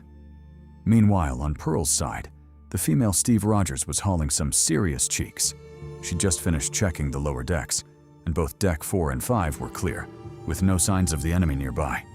That meant it wasn't on the lower levels, meaning it could only be topside, the very area Withrow was tasked with checking. This unsettled Pearl, so she made a beeline to the top, hoping her foreboding feeling was just her imagination. As she ran, the connection to James was slightly restored, allowing broken pieces of info to slip through. It was mostly static, but after piecing through the noise, Pearl was able to make out a word. Banquet hall. The enemy was in the banquet hall, and her partner Withrow was most likely already engaged in a battle against it. Realizing this, Pearl took off running, clearing the hallways as she made her way to the battlefield. As for James, he continued to monitor the situation from the helicopter, his expression becoming more and more somber. He guessed Withrow was engaged in battle, but something felt off. The fight was dragging on longer than it should have. With Withrow's strength, the fight should have been over by now. So what the hell was going on? Had an accident occurred? Back in the banquet hall, it was clear an accident had indeed not occurred. The homie Withrow was just getting his cheeks clapped. The beating was so severe that his head spun, causing his vision to turn blurry. Unfortunately, even that wasn't enough to get the monster to lay off him. It chased after Withrow, forcing the latter to take off running. While doing so, he suddenly noticed a fire sprinkler on the roof, giving him an idea on how to escape that bullshit. Without hesitation, he pounced on it, landing a vicious kick and breaking the sprinkler into pieces. Luckily for him, his gamble was the correct one, as water poured out, drenching the Xenoterran and creating the perfect opportunity for Withrow to counterattack. He activated his superpower, solidifying the water and trapping the monster in layers of crystal. But when that wasn't enough, he doubled down, channeling more of his power to completely turn the monster into a bizarre statue. While that was going on, we get another flashback to the interrogation room. After hearing the details of Withrow's superpower, James had asked a question, hoping to ascertain the duration of the effect. Although it was indeed formidable and defied much of their current scientific understanding, it would all be useless if the duration wasn't satisfactory. So, what were the limits to both range and time? Could it perhaps be used forever? Or was there a cap to the ability? Withrow replied that of course there was a cap. He'd be invincible if there were none. He explained that the ability stemmed from his willpower, meaning the duration could vary greatly depending on his condition. However, once solidified, it would last for at least an hour before turning back to liquid. That is to say, the current battle was won, and Withrow had come out on top. Gazing up at the frozen behemoth, Withrow cursed its tenacity. It had been a minute since he was pushed that far, but luckily he won, and everything else didn't matter anymore. Still, he opted to be careful, planning to finish the Xenoterran once and for all, before any accidents happened. Regretfully, the idea came a step too late. Just as he moved to kill the creature, a figure flashed, cutting off chunks of his hair alongside his head. Withrow had been decapitated, and the attack was so unexpected that he failed to process what had just happened until his head hit the ground. It was only then that the grim reality struck. The monster had never been alone. Its partner had always been hiding in the background, waiting for the perfect opportunity to sneak attack. And he, unfortunately, was the poor soul who'd fallen for that trap.